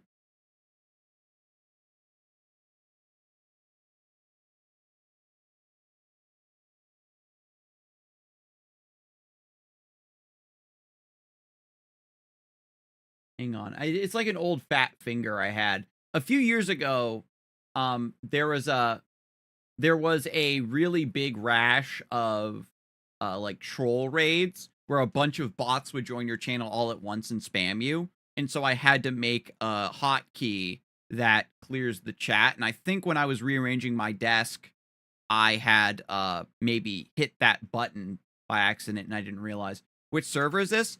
The link will be in the description. This is the Bane version, the Odyssey version. Ah, thank you, Lucas. Sorry about that inconvenience. I'm trying to have you have to keep your chats separate, and so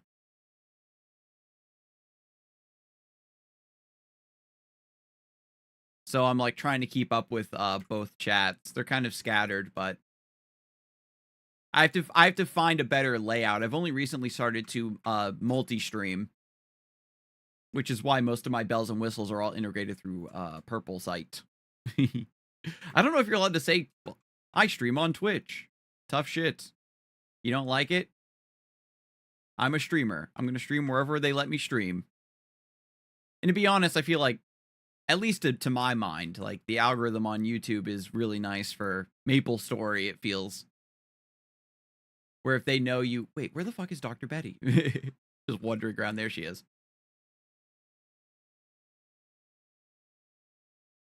Nice.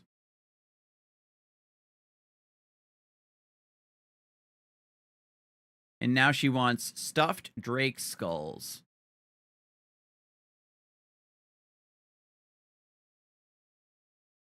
And then we need to talk to Anne outside of Hinessus. So now we can put more points into intelligence. And then we can keep maxing out Magic Guard. Awesome. Okay, so I am going to go. My next stream will be on Saturday, but I'm going to get some food. And I have a lot of office work to do. Saturday, I might not do, depending on how much work I do get done. I might not stream Maplestory. I might stream my art commissions. I've got a 100% keyboard right now, but it's too big. I might buy an 80% just for classic MS. Yeah, Gavin, I actually have a 10. I have 10 keyless keyboards that I bought. 80% are even smaller than 10 keyless though, aren't they? I think it's a slightly different layout. But I built these a few years ago, because they had like a really good sale on switches and everything, and it was a lot of fun to do. But I appreciate everybody hanging out with me today. This was our first one of our was this our first only stream where we did all Maple all the time? Solid session, got some KPQs in, did story time. This was definitely a good one, but I am really excited to get right back at it again on Saturday. But I can only do that if I get my work done. So I'm going to go take care of that so I can see you all again soon. Peace out. Looking forward to Classic World. My dogs can hear me doing my outro, so they're like, hey, come pay attention to us. Peace, y'all.